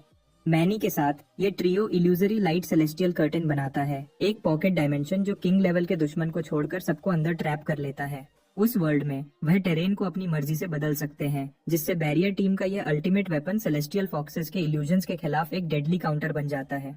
2 फॉक्स वुमेन सड़कों पर टहल रही हैं जब एक दूसरी से अर्ज करती है कि यूए एयर याई एक ह्यूमन को पकड़े, पर रिफ्यूज करते हुए याई कहती है कि सिटी में पहले ही काफी तनाव है और वह यूए एयर याई ऐसे पूछती है कि क्या उसे कुछ अजीब लग रहा है। याई हिचकिचाती है, फिर एडमिट करती है कि हाँ, यह अजीब है कि सारे ह्यूमंस अचानक से गायब कैसे हो गए। उसी पल एक गोल्डन बीम आसमान से नीचे आता है। अटैकर इस बात से नाराज है कि वह एक ही वार में खत्म नहीं हुआ। याई तुरंत पहचान जाती है कि यह वही है जो पर्ल सिटी में उनके लोगों का शिकार कर रहा है और वार्न करती है कि रीइंफोर्समेंट्स आने पर उसे पछतावा होगा। गोल्डन बॉय जिनबो बस उन्हें धमकी देता है कि बुला लो उनको। जांग की इंटेल के अकॉर्डिंग जिनबो लेवल 32 पर है, जबकि वह 2 फॉक्सेस मुश्किल से लेवल 25 तक पहुंची है। उसके लिए ये फाइट तो है ही नहीं। वेरेन ये जिनबो पर कूदते हैं, श्योर हैं कि वह बस एक कॉकी फूल है, पर गोल्डन बॉय उन्हें हेड ऑन मिलता है। एक स्ट्राइक जिसे याई ने ब्लॉक करने का सोचा था, उससे उसकी स्लीव फट जाती है, जिससे यी का गुस्सा और बढ़ जाता है। वह फ्रीक शॉक्ड है कि उसके जैसे लोग इस बंदे से हार गए। वह चार्ज करती है, लेकिन एक गोल्डन पंच उसे पीछे की तरफ धक्का देता है और वह हवा में उड़ते हुए गिर जाती है और जिनबो का जवाब डिलीवर हो जाता है। यू एयर याई गुस्से में जिनबो पर झपटती है, पर वह वक्त रहते उसकी बांह को पकड़ लेता है। वह टॉन्ट करता है कि उसकी पावर एम्बुशेस में काम करती है, फेस टू फेस कॉम्बैट में नहीं। उसके जोर से पकड़ने की वजह से याई की चीख निकल जाती है और वह ये को बचाने के लिए बुलाती है, पर जिन्बो याई को सीधा ये की तरफ उछाल देता है, जिससे दोनों टकराकर एक तरफ गिर जाते हैं।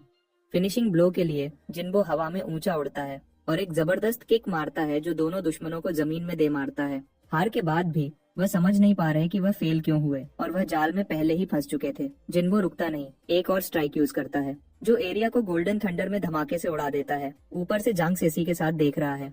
सेसी जिन्बो की ताकत को कॉम्बैट डिवीजन के लीडर के रूप में नोट करती है, जबकि जोंग बस हंसता है और कहता है कि उसकी आउटफिट तो सुपरस्टार की तरह चिल्ला रही है रियल वर्ल्ड में वापस आकर।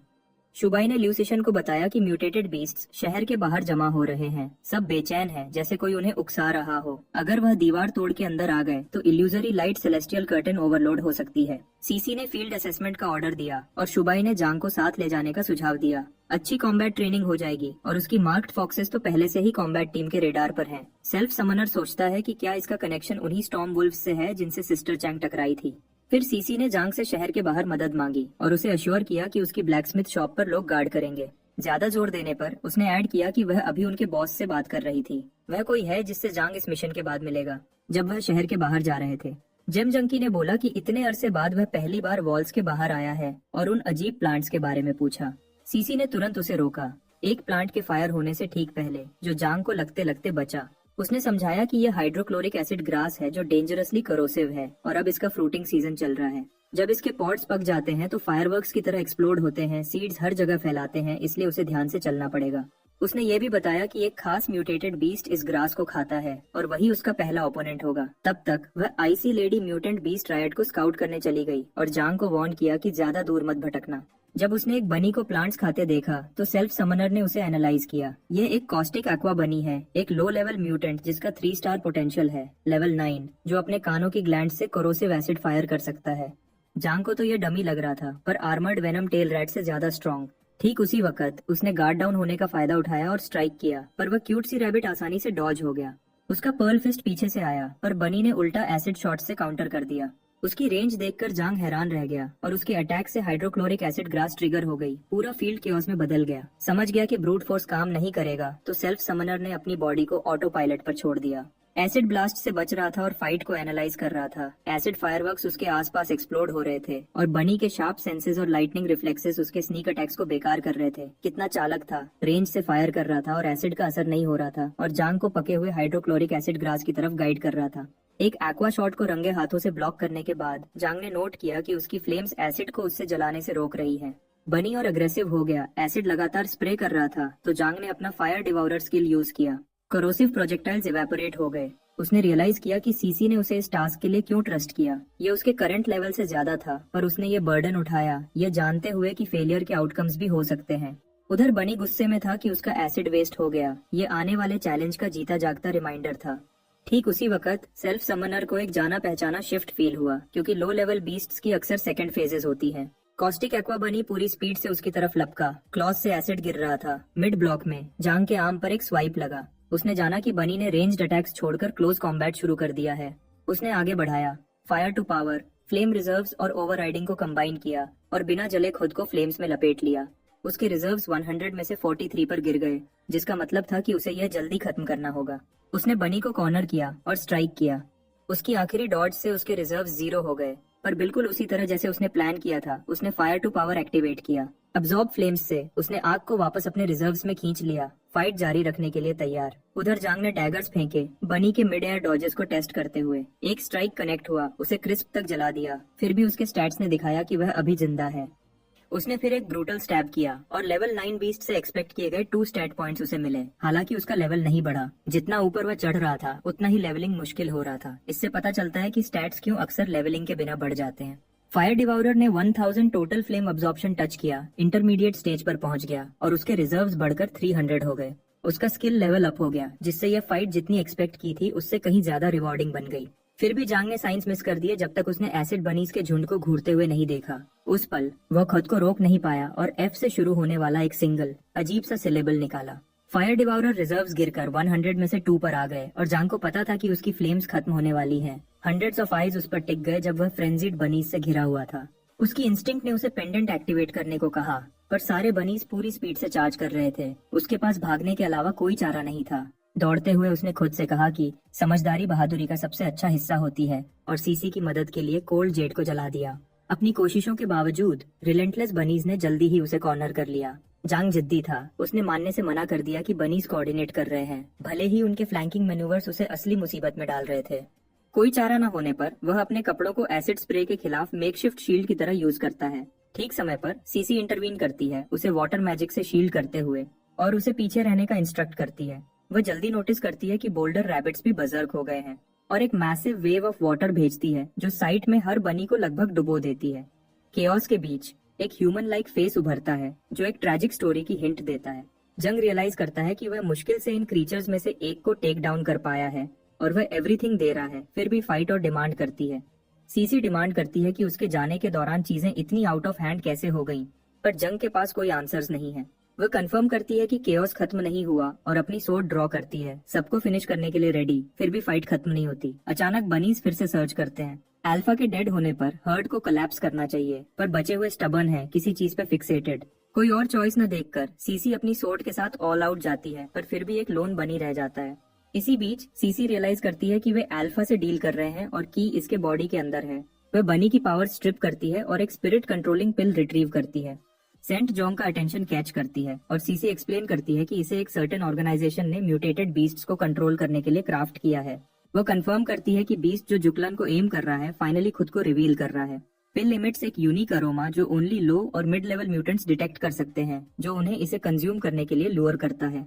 कंज्यूम करने पर बीस्ट्स अपनी विल लूज कर देते हैं, पिल के मास्टर के कम्प्लीटली सबसर्विएंट हो जाते हैं और यह जेम कॉन्ट्रैक्ट से बहुत डिफरेंट इफेक्ट है। जू क्लैन की कंट्रोल स्ट्रेटेजी एक मिस्ट्री रहती है, ये जानते हुए कि पिल डाइजेस्टेबल नहीं है, इसे पीछे छोड़ने से और बीस्ट्स इसके इन्फ्लुएंस में आ सकते हैं। वापस जाते हुए सीसी पिल्स और बीस्ट रैम्पेज के कनेक्शन को नोट करती है और हेडक्वार्टर्स को रिपोर्ट करने की प्लान करती है। वह जांग को ये भी बताती है कि वह सिटी वॉल्स के बाहर उसके साथ ट्रेनिंग कंटिन्यू करेगा। चैट करते हुए एक शैडोई फिगर पास में लर्क करता है, पर सीसी जल्दी उसे सेंस करती है और एक ट्री को हाफ में स्लाइस कर देती है। जांग पूछता है कि क्या कुछ रॉन्ग है, पर वह ब्रश ऑफ करती है, अपनी फोकस शार्प रखते हुए। एक वीक बाद हिज हाइनेस लुओ को उसके लैकीज ने इन्फॉर्म किया कि क्राफ्ट्समैन स्ट्रीट के सारे सेलेस्टियल फॉक्सेस गैदर हो गए हैं। स्ट्रेंज विंड्स बाहर स्टर करते हैं। जैसा कि लुआ रिमार्क करती है कि म्यूटेटेड बीस्ट्स पहले से कहीं ज्यादा ऑफन अटैक हो रहे हैं। वह वंडर करती है कि क्या हुआंग ज़मीन इसके पीछे है, पर थॉट्स डिसमिस करती है क्योंकि वह अब उस पर रिलाई नहीं करती। इंस्टेड वह डिसाइड करती है कि फाइनली उसका टाइम है मूव करने का। और बस ऐसे ही इम्पोस्टर लूट अपने मिनियंस को बताती है कि ह्यूमंस ने कॉग्निटिव डिस्टॉर्शन से फ्री होने का वे ढूंढ लिया है, जिससे उनके काइंड में हेवी लॉसेस हुए हैं। फॉलन क्राफ्ट्समैन स्ट्रीट के पास स्टेशन्ड थे और जो अभी वहाँ हैं वे नेक्स्ट टारगेट्स हो सकते हैं। काउंटर करने के लिए बिग फ्रीक अपने लैकीज को एक कन्विंसिंग सीन स्टेज करने का ऑर्डर देती है जो एनिमी को रैशली एक्ट करने के लिए पुश करे। डिटरमिन है कि वे ट्रूली किसका फेस कर रहे हैं। Deep in the forest Chang the gem junkie अपने long dormant night walker mode को अनलीश करता है, बुलेट रैबिट्स के स्वॉर्म में चार्ज करते हुए। पूरा वीक ग्राइंडिंग के बाद वह फाइनली लेवल 6 पहुंच गया है और उनके पैटर्न्स मास्टर कर लिए हैं, उनके एसिड प्रोजेक्टाइल्स को शार्प प्रिसीजन के साथ स्लिप पास्ट करते हुए। स्टेप 1 सिंपल है, उनकी रेंज्ड अटैक्स को न्यूट्रलाइज करना बिना हिट लिए, उन्हें फ्रेंजी में ड्राइव करना। स्टेप 2 फॉलोज करता है जब वे खुद को एसिड में ड्रेंच करते हैं और क्लोज रश करते हैं। उनकी फ्लैमेबल कोटिंग फास्ट बर्न करती है, पर कभी डेडली होने के लिए इनफ नहीं रहती। जांग उन्हें एनीवे स्कॉच करता है, यह जानते हुए कि स्कारलेट सर्पेंट स्केल्स फ्यूल की तरह हैं, उसकी फ्लेम्स डाई करने से रिफ्यूज करती है। वह इसे फायर डिवाउरर 3 फ्लेवर्स ट्रू फायर कहता है, हालांकि वह इंस्टेंटली नेम पर क्रिंज करता है। फिर भी वह अपने ब्लेजिंग टॉर्नेडो के व्हर्लविंड से इमर्ज करता है, रोस्टेड रैबिट से सराउंडेड, उसके सर्पेंट स्केल्स फाइनली स्पेंट। वह बिलीव करता है कि यह मैसेकर उसे नेक्स्ट लेवल की ओर पुश करने के लिए इनफ है, even as the weight of his choice lingers. Analysis complete. Self summoner level 7 पर असेंड करता है, उसके स्टैट्स कॉन्ट्रैक्ट जिम के साथ राइज करते हैं, जो लेवल 5 पर एडवांस करता है और डीप ब्लू ग्लो करता है। वह रिकॉल करता है कि लेवल 4 और 6 के बीच नथिंग चेंज्ड। जेम स्टबनली 4 पे स्टक रहा, ये प्रूव करता है कि यह उससे कहीं हार्डर लेवल करता है। क्यूरियोसिटी स्टर्स की इस बार ये किस काइंड की पावर अनलॉक करेगा, होपफुली कॉम्बैट के लिए फिट कुछ। अचानक एक लोन बनी सिनिस्टर ऑरा रेडिएट करता है, शॉक्ड कि ये सरवाइव कर गया। जेम जंकी खुद को तैयार करता है, डिक्लेयर करता है कि वह पुशओवर नहीं रहा जो पहले था। ट्विस्टेड क्रीचर ले लंजेस और जोंग नैरोली डॉज करता है, बदले में डार्क एनर्जी फेंकता है। एक मोमेंट के लिए वह वंडर करता है कि क्या ये गोस्ट है, डीमन है, या उसके स्लॉटर से जन्मा कोई वेंजफुल स्पिरिट। जो भी हो, सेल्फ समनर इसे डिसाइसिव स्ट्राइक से काट देता है। फिर भी जो उसे सबसे ज्यादा अनसेटल करता है वह विक्ट्री नहीं बल्कि फैक्ट है कि एक मियर बुलेट रैबिट ने ऐसी टेक्निक डिस्प्ले की। वह वंडर करता है कि क्या क्रीचर स्पिरिट कंट्रोलिंग पिल के इन्फ्लुएंस में है और इसे कुछ कॉफ अप करने के लिए फोर्स करता है, पर जो ड्रॉप होता है वह पिल जैसा कुछ नहीं है। एनालिसिस के दौरान ऑब्जेक्ट आइडेंटिफिकेशन रेजिस्ट करता है, एक रैरिटी जांग ने एजेस में एनकाउंटर नहीं की। आखिरकार रिजल्ट सरफेस करता है। नेदरमिस्ट एसेंस, इसकी क्वालिटी अननोन।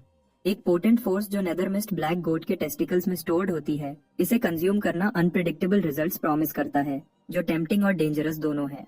एनालिसिस के बाद जांग नेदरमिस्ट एसेंस होल्ड करता है, एक रेयर ऑर्ब जिसकी क्वालिटी अननोन है। कहा जाता है कि इसमें नेदरमिस्ट ब्लैक गोट के टेस्टिकल्स में स्टोर्ड पोटेंट पावर होती है। इसे कंज्यूम करना अनप्रिडिक्टेबल रिजल्ट्स प्रॉमिस करता है। प्लेबैक इनिशिएट होता है, एक स्पेक्ट्रल गोट को रिवील करता है जो ब्लैक ऑरा में रीड्ड है। इसकी प्रेजेंस बीस्ट्स को अपनी ओर ड्रॉ करती है। एक बोर रेकलेसली चार्ज करता है, पर उसका बॉडी एपरेशन से स्ट्रेट थ्रू पास करता है। केवल गोट स्पिरिट के लिए, जो इसे अपने जॉज में सीज करता है, दोनों क्रीचर्स डिस्ट्रॉयड होने के साथ एंड करता है। टू बी ऑनेस्ट, ये डमी फील करता है कि ऑर्ब विंड जेम जितना ही रेयर और वैल्यूएबल है, पर उसे आइडिया नहीं कि इसका इफेक्ट कैसे ट्रिगर करना है। डायरेक्ट कांटेक्ट कुछ नहीं करता, अनलाइक उसकी लास्ट अवेकनिंग, और वह वंडर करता है कि क्या उसे रियली ये डिस्गस्टिंग थिंग स्वॉलो करना होगा जो ब्लैक गोट के प्राइवेट से आया। थॉट उसे गैग करता है, पर फिर एक शार्प मेमोरी हिट करता है। टाइम जब म्यूटेटेड बीस्ट्स ने उसे और जेमिन को नियरली किल किया था, और जब उसे फर्स्ट पता चला कि उन फॉक्सेस ने सूजिंग याओ को डिवावर किया था। खुद को मॉक करता है कि वह सोचता है कि उसके पास चॉइस का लग्जरी है, वह एनीवे इसे स्वॉलो करता है। इंस्टेंट में उसका बॉडी कन्वल्स करता है और उसका माइंड ऐसा फील करता है जैसे टीयर अपार्ट हो रहा हो।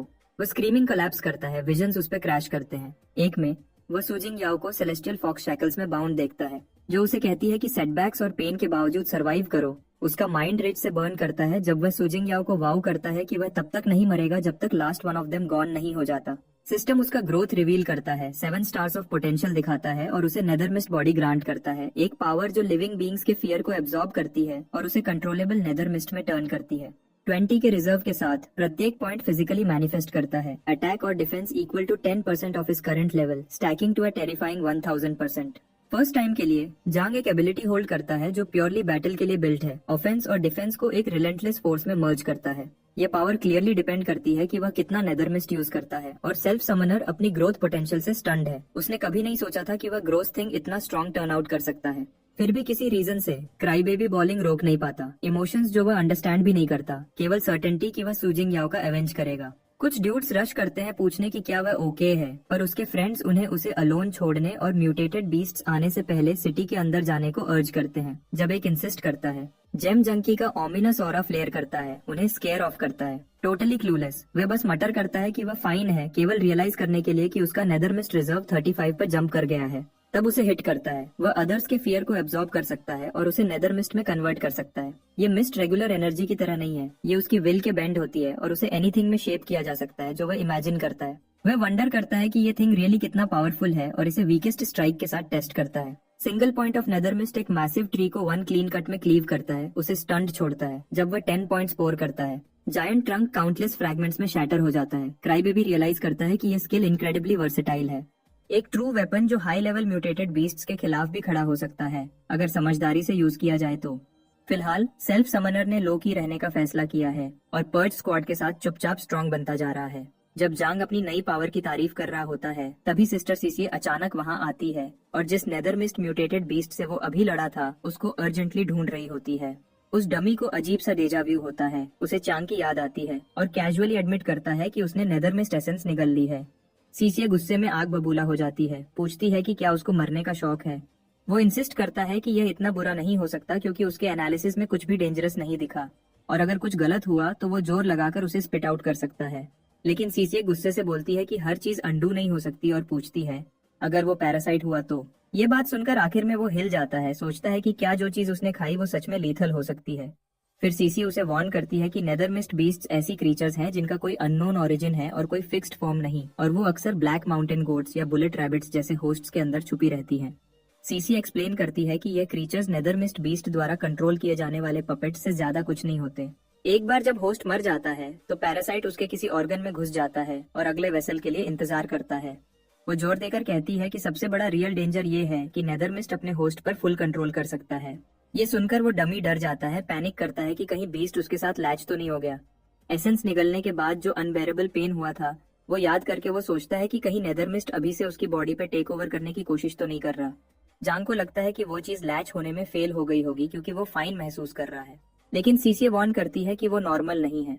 हो सकता है उसके अंदर के किसी और मॉन्स्टर ने नेदरमिस्ट बीस्ट को साफ कर दिया हो या शायद उसके एब्सोल्यूट कंट्रोल की वजह से वो पैरासिटाइज्ड होने पर भी सेफ है। फिर भी वो साफ कर देती है, अगर तू म्यूटेट हुआ तो मैं इस सेल्फ समनर को बिना सोचे समझे काट दूंगी। तभी उनके बीच एक स्पाइडर गिरता है। उस आइस लेडी की तो हवा टाइट हो जाती है, वो पैनिक में उसको टुकड़े टुकड़े काट देती है। उसके बाद वो जांग से लिपट जाती है, बेग करती है कि उसे वहां से दूर ले चलो। वो डमी खुद को नॉस्टैल्जिक होने से रोक नहीं पाता। सीसी आज भी बग से उतना ही डरती है जैसे बचपन में डरती थी। तब लिटिल सीसी छाव में अपनी किताबें लेकर बैठी रहती थी, जबकि जांग उसे बग से चिढ़ाता था। जब एक उड़ जाता था तो वो सीसीए को ब्लेम करता था कि उसने डर कर उसे भगा दिया। वो बस उसे सिली कहती थी कि वो बग से दोस्ती करना चाहता है बजाय ऑर्फनेज के दूसरे बच्चों के। जिस बात ने उसे सच में बॉदर किया वो ये थी कि वो जानता था कि वो बच्चे एक दिन चले जाएंगे। तो उस दिन सीसी ने वादा किया था कि वो उसकी फ्रेंड रहेगी, चाहे कुछ भी हो। प्रेजेंट में वापस आकर थोड़ी देर हग करने के बाद वो आइस लेडी स्नैप आउट करती है और डमी को इतने जोर से पकड़ने के लिए अपनी ग्लेयर से फ्रीज कर देती है। अपने यूजुअल सेल्फ में लौटकर वो उसे वार्न करती है कि जिन खतरों को वो नहीं समझता उन्हें अंडर एस्टिमेट न करे। इस दुनिया में फ्री लंच जैसी कोई चीज नहीं होती। इस बार वो लकी हो गया होगा, पर वो दोबारा अपनी गार्ड नीचे नहीं कर सकता। सेल्फ समनर रियलाइज करता है कि सीसीए पर्ज स्क्वाड ज्वाइन करने के बाद से डिस्टेंट और कोल्ड दिख सकती है, पर अंदर से वो वैसी ही है, हमेशा उसका ख्याल रखती है। तभी एक नोटिफिकेशन सीसी को पर्ल सिटी वापस बुलाता है।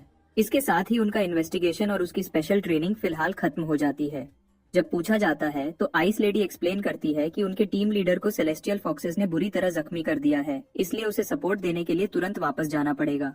यह सुनकर वो डमी शॉक हो जाता है, सजेस्ट करता है कि सिटी के बाहर की अदर टीम से बैकअप बुलाओ, पर सीसी अपना सिर हिलाती है। दूसरों को अलर्ट करने से फॉक्सेस को टिप ऑफ मिल सकता है, और वैसे भी सिटी वॉल्स के बाहर थिंग्स ऑलरेडी काफी कॉम्प्लिकेटेड हैं। वो उसे अपने साथ आने को कहती है, वादा करती है कि रास्ते में सब कुछ एक्सप्लेन करेगी। रास्ते में वो आइसोलेटेड एक्सप्लेन करती है कि सिटी के बाहर क्या सिचुएशन है। ये किसी को नहीं पता कि ये सब कब शुरू हुआ, पर जब से कैटेक्लिज्म हुआ है म्यूटेटेड बीस्ट्स रन वाइल्ड हो गए हैं, जिस वजह से सर्वाइवर्स को जो थोड़ा बहुत बच गया था उसके चारों तरफ वॉल्स बिल्ड करनी पड़ी। ट्रैवल इतना डेंजरस होने की वजह से आउटसाइड वर्ल्ड की मैपिंग की जिम्मेदारी इन्वेस्टिगेशन टीम और कुछ इंडिपेंडेंट अवेकनर्स पर आ गई है। उनके लेटेस्ट इंटेल के मुताबिक पर्ल सिटी के आसपास के एरिया में बीस्ट्स की लोएस्ट कॉन्सेंट्रेशन है। बस कुछ इधर उधर बिखरे हुए विलेजेस और कुछ घूमने वाले सैवेजेस हैं। उसके बाद सी है, पर कोई आगे एक्सप्लोर करने की हिम्मत नहीं करता। एपेक्स लेवल म्यूटेटेड बीस्ट्स उन पानियों पर रूल करते हैं और किसी एक इंसान को भी नहीं पता कि होराइजन के पार कोई और सिटीज एग्जिस्ट करती हैं या नहीं। तो सी के उस पार क्या है, ये एक कंप्लीट मिस्ट्री ही बना हुआ है। जब सीसी वॉल्स के बाहर की सिचुएशन के बारे में पूछती है तो वो लड़का एक्सप्लेन करता है कि purge squad illusory light celestial curtain से पर्ल सिटी की मॉनिटरिंग कर रहा था और पिछली रात तक सब शांत लग रहा था। पिछली रात लो और mid level celestial foxes Crossman street पर स्वॉर्म्ड हो गए, पर वो एक ट्रैप निकला जिसे दुश्मन के कमांडर ने खुद लीड किया था। उनके लीडर कैप्टन जिन्बो रिट्रीट को कवर करते हुए बुरी तरह जख्मी हो गए और अब सीसी को उनकी ड्यूटीज टेक ओवर करके पर्ल सिटी को सेफ रखने के लिए कहा गया है। जब जांग मदद ऑफर करता है तो वो इस डमी को ब्लैकस्मिथ शॉप वापस जाकर रेस्ट करने को कहती है, वादा करती है कि बाद में मिलेगी। जांग होप करता है कि सीसी और जिन्बो दोनों ठीक हो जाएं। आखिर में वो अपनी बाहें स्ट्रेच करता है, सिटी के बाहर के एग्जॉस्टिंग डेज के बाद अनवाइंड होने के लिए रेडी है और सोचता है कि जेमॉन्ट की बीस्ट किंग फिस्ट ट्रेनिंग कैसी चल रही होगी। रास्ते में जांग नोटिस करता है कि उसके आसपास हर कोई अपनी जगह पर फ्रीज हो गया है, टाइम खुद रुक गया है। एक आदमी की आवाज आती है और सेल्फ समनर तुरंत एनालिसिस एक्टिवेट करता है, पर फेल हो जाता है। टारगेट की हिडन एबिलिटी उसको ब्लॉक करती है। वो ओल्ड बोन स्मर्क्स करता है, जांग के एनालिसिस के एंडलेस यूज को नोट करता है। ये ऐसी फीट है जिसे हाई लेवल अवेकनर्स भी डेली 10 बार से ज्यादा रिपीट नहीं कर सकते। फिर वो उसकी क्लेवर ट्रिक की तारीफ करता है कि वो अपनी बॉडी को नॉन स्टॉप एनालाइज करने के लिए फोर्स करता है। हालांकि जांग को कोई आइडिया नहीं है कि ये आदमी कैसे जानता है, पर उस आदमी का ऑरा ही उसकी स्पाइन में चिल्स भेज देता है। फिर भी वो जांग को टॉन्ट करता है कि मूव करके दिखा। जांग रिफ्यूज करता है, कहता है कि उसके पास किसी ओल्ड टाइमर से लड़ने की कोई वजह नहीं है, पर वो ओल्ड बोन गहरी चोट करता है। उसे मॉक करता है कि स्ट्रेंथ के बिना जिंगयाओ का बदला लेने का उसका वाव सिर्फ एम्प्टी टॉक है। ये टिक उसकी नर्व को छू जाती है। सेल्फ समनर फुल स्पीड से आगे लॉन्च करता है, पर वो ओल्ड मैन कैजुअली एक स्पेशल रिफ्ट में वैनिश हो जाता है। उसका टेलीपोर्टेशन जांग के चार्ज को मॉक करता है। वो ओल्ड टाइमर अचानक उसके पीछे अपीयर होता है, आसानी से उसके पंच को ब्लॉक करता है और उसकी स्लो स्पीड का मॉक करता है। पर सेल्फ समनर ने तो ट्रैप लगाया था, फायर डिवाउरर को उसे जिंदा भूनने के लिए अनलीश किया, लेकिन अटैक फिजल हो गया। वह तो सिर्फ एक आफ्टर इमेज थी। वह old bone water element strike से काउंटर करता है। जांग ये सोचकर हिल जाता है कि इस मॉन्स्टर के पास और कितनी एबिलिटीज हैं। अपनी नेदरमिस्ट रिजर्व्स के 18 पर आने के बाद वह एक फेंट करता है और नाइट वॉकर के साथ अंदर घुसकर स्नीक अटैक करता है, लेकिन वह ओल्ड मैन इसे क्लेवर पर वीक बोलकर झटके से हटा देता है और एक सिंगल टेलीकिनेटिक ब्लास्ट से जांग को हवा में उड़ा देता है। हालांकि ओल्ड बोन मानता है कि इस लड़के की स्ट्रेंथ इम्प्रेसिव है और बात करने के लायक है, जेम जंकी रियलाइज करता है कि यह सब एक टेस्ट था। जांग की पावर अभी भी सीसीए या जिन्बो के आसपास भी नहीं है और पर्ज स्क्वाड कैप्टन ही उस लीग में है। जब वह जेम जंकी पूछता है कि उसे किस नाम से बुलाए, तो वह ओल्ड मैन सिर्फ स्मर्क करता है और कहता है कि जो चाहे बुला लो। या क्या वह सच में उसका नाम भूल चुका है? एक बात तो साफ है कि पर्ज स्क्वाड ने जांग को पहले ही समझ लिया है। जो उसे समझ नहीं आता वह यह है कि सिटू शिबाई ने खुद को ऐसे रिवील क्यों किया। सिटू उसकी बात काट देता है, इस डमी को कहता है कि पहले यह सीख कि दूसरों को अपना माइंड रीड करने से कैसे रोकते हैं, फिर ओवर थिंकिंग करना। ये सुनकर जांग स्टन हो जाता है, सोचता है कि क्या ये करना भी पॉसिबल है। फिर सिटू एक्सप्लेन करता है कि पिछले 200 सालों में पर्ल सिटी ने एक भी अल्टीमेट लेवल अवेकनर नहीं देखा अब तक। जांग बैफल्ड है क्योंकि उसने सोचा था कि एपेक्स ही सबसे हाईएस्ट टीयर है, लेकिन सिटू क्लैरिफाई करता है नॉर्मल अवेकनर्स, यहाँ तक कि हाई लेवल्स भी जिंदगी भर एक ही एबिलिटी से बंधे रहते हैं, जबकि एक अल्टीमेट लेवल अवेकनर उन जंजीरों को तोड़ सकता है और एंडलेसली नई पावर्स अवेकन कर सकता है। फिर एक तीखी क्यूरियोसिटी के साथ वह ओल्ड मैन पूछता है कि क्या जांग की अल्टीमेट एबिलिटी कॉन्ट्रैक्ट जेम उसकी खुद की एबिलिटी पाथ ऑफ अदर्स को कॉपी कर सकती है। मिस्टर सिटू आउटकम जो भी हो, जांग को ग्रेटिट्यूड के तौर पर एक गिफ्ट ऑफर करता है और उसके क्वेश्चंस का जवाब देने का वादा भी करता है। जब जांग पूछता है कि अगर वह रिफ्यूज करे तो क्या होगा, तो वह ओल्ड टाइमर सिर्फ श्रग करता है और गिफ्ट दिखाता है, एक गोल्डन ट्रेजरी ब्रेसलेट जिसमें एक स्टोरेज स्किल है जिस पर वह कभी रिलाई करता था। जेम जंकी तो पागल ही होने वाला होता है, ओल्ड मैन को वे टू जेनरस कहता है क्योंकि स्टोरेज स्पेस ही वह चीज है जो उसके पास नहीं थी। सीटू फिर उसे अपना हाथ आगे बढ़ाने को कहता है, उसके हाथ पे कुछ करता है और जांग के उसकी एबिलिटी कॉपी करने की कोशिश करने के बाद सीटू कंफर्म करता है कि न ही उसकी मेन और न ही डेरिवेटिव एबिलिटीज कॉपी हो सकती है। यह प्रूव करता है कि सेल्फ समनर सच में स्पेशल है। अपने वादे के मुताबिक ओल्ड टाइमर उसे गोल्डन ट्रेजरी ब्रेसलेट दे देता है। ओल्ड मैन का शुक्रिया कहने के बाद ये ड्यूड ब्रेसलेट को एग्जामिन करता है और जो उसकी एनालिसिस रिवील करती है उससे वह नियरली फ्रीज हो जाता है। प्लेबैक में दिखता है कि एक बूढ़ी औरत को बांधा गया है और उस पर एनर्जी की गोल्डन शावर डाली जा रही है। यह वह क्रूअल प्रोसेस है जिसके पीछे इस आइटम को फॉर्ज किया गया। ऐसे इक्विपमेंट बनाने के लिए ह्यूमन लाइफ सैक्रिफाइस की गई थी। जांग का पहला क्वेश्चन है कि क्या सारे स्पेशल गियर ऐसे ही बनते हैं। वह ओल्ड टाइमर कंफर्म करता है कि पिछले 200 सालों से स्ट्रिक्टली फॉरबिडन होने के बावजूद अभी भी ऐसे क्रिमिनल्स हैं जो ऑब्जेक्ट्स फॉर्ज करने के लिए ह्यूमन सैक्रिफाइस का यूज करते हैं। सीटू एडमिट करता है कि वह ब्रेसलेट डिस्ट्रॉय करने का प्लान बना रहा था, पर अब जब यह जांग के हाथों में है तो हो सकता है यह सेल्फ समनर ही वह है जिसे उन लोगों को जस्टिस दिलाना है जो सच में डिजर्व करते हैं। वह लॉस्ट सोल्स जो ब्रेसलेट से बंधे हैं आखिरकार रेस्ट कर सकते हैं। पर जांग का अगला क्वेश्चन था कि क्या लाइव्स हमेशा ऐसे ही केयरलेसली टॉस की जाती थी, यहाँ तक कि 200 साल पहले भी। सीटू एक ग्रिम नॉड के साथ कंफर्म करता है। तब बीस्ट टेमिंग जू फैमिली पर्ल सिटी पर आयरन फिस्ट से रूल करती थी, सबको अपनी मर्जी का स्लेव बना रखा था। आदमी टुकड़ों के लिए एंडलेसली लेबर करते थे। औरतें पैम्पर्ड यंग मास्टर्स के लिए प्लेथिंग्स के तौर पर पकड़ी जाती थी। बच्चों को पैदाइश से ही लॉयल टूल्स बनने के लिए ब्रेन वॉश किया जाता था। और वह बुजुर्ग जो अब काम नहीं कर सकते थे, उन्हें जू फैमिली के म्यूटेटेड पेट्स को जिंदा खिला दिया जाता था।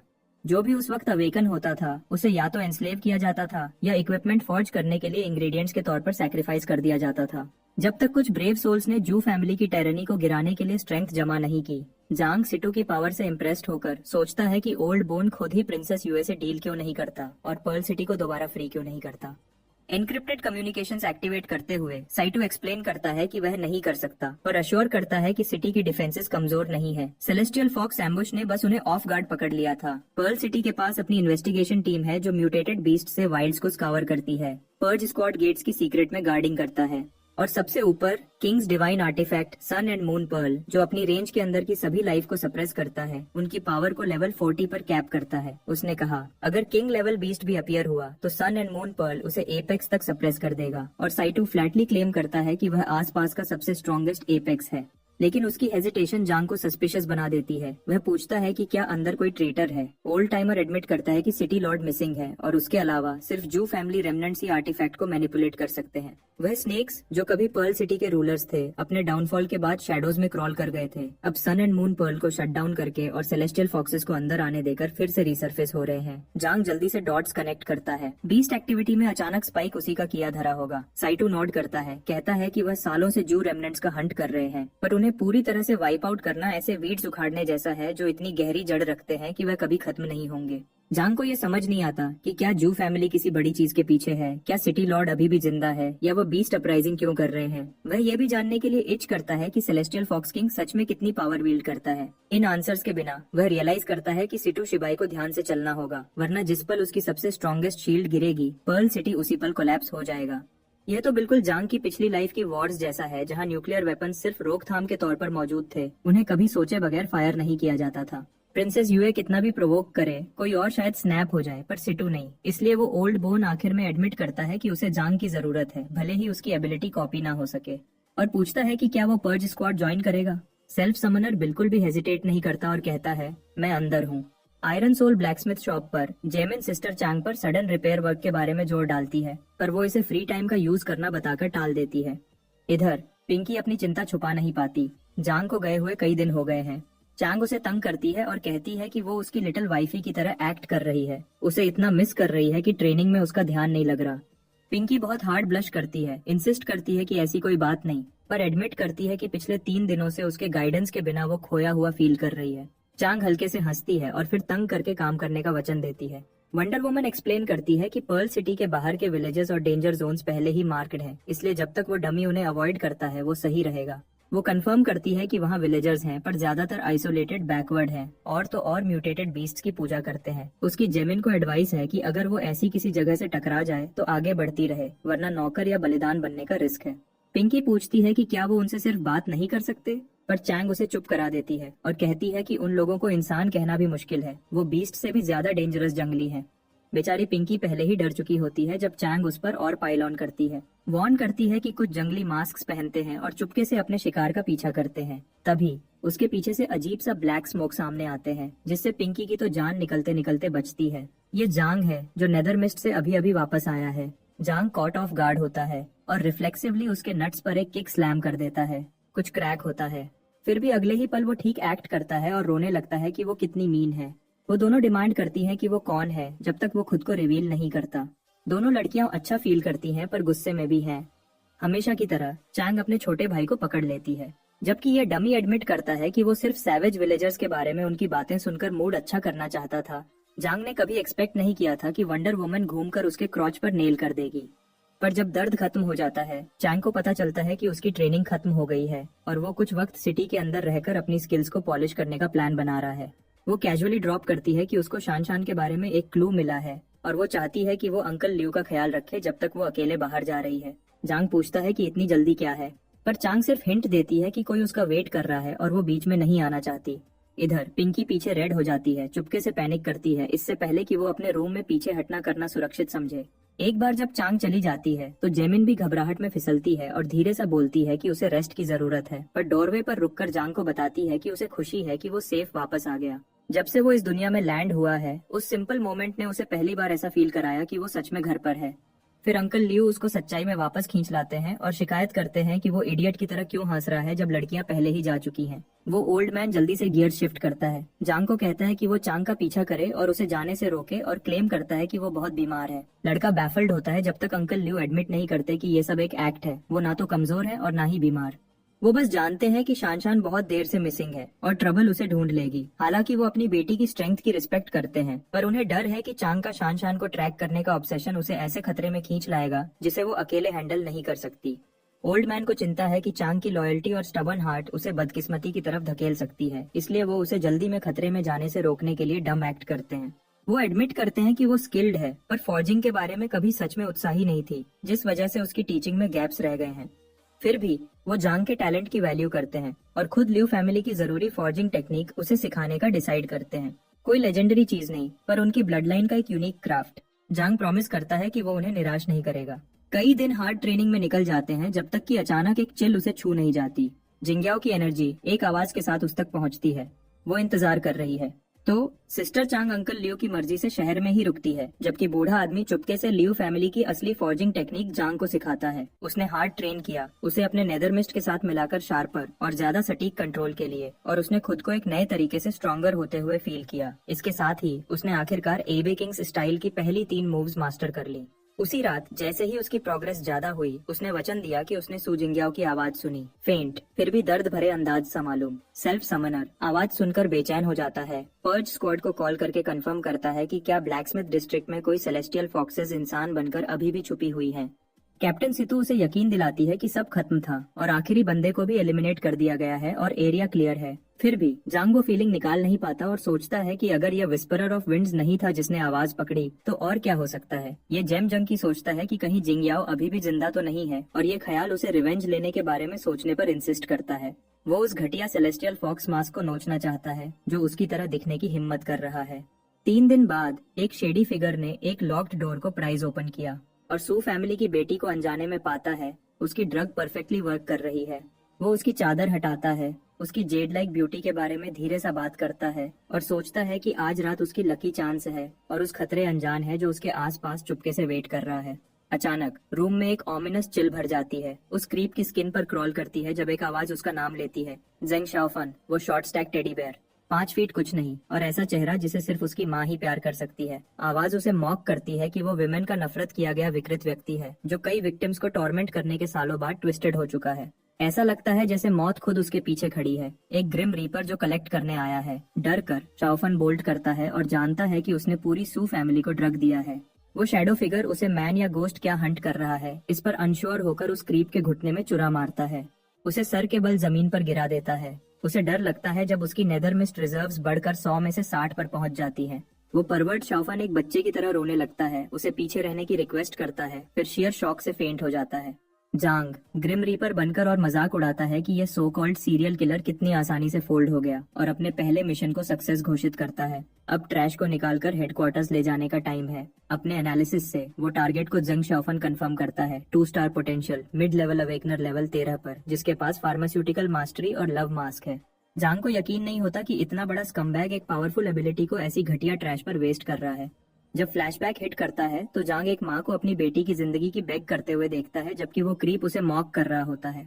ग्लोट करता है कि अगर उसके शौहर की इतनी जल्दी मौत नहीं हुई होती तो वो उन दोनों को कभी देख ही नहीं पाता।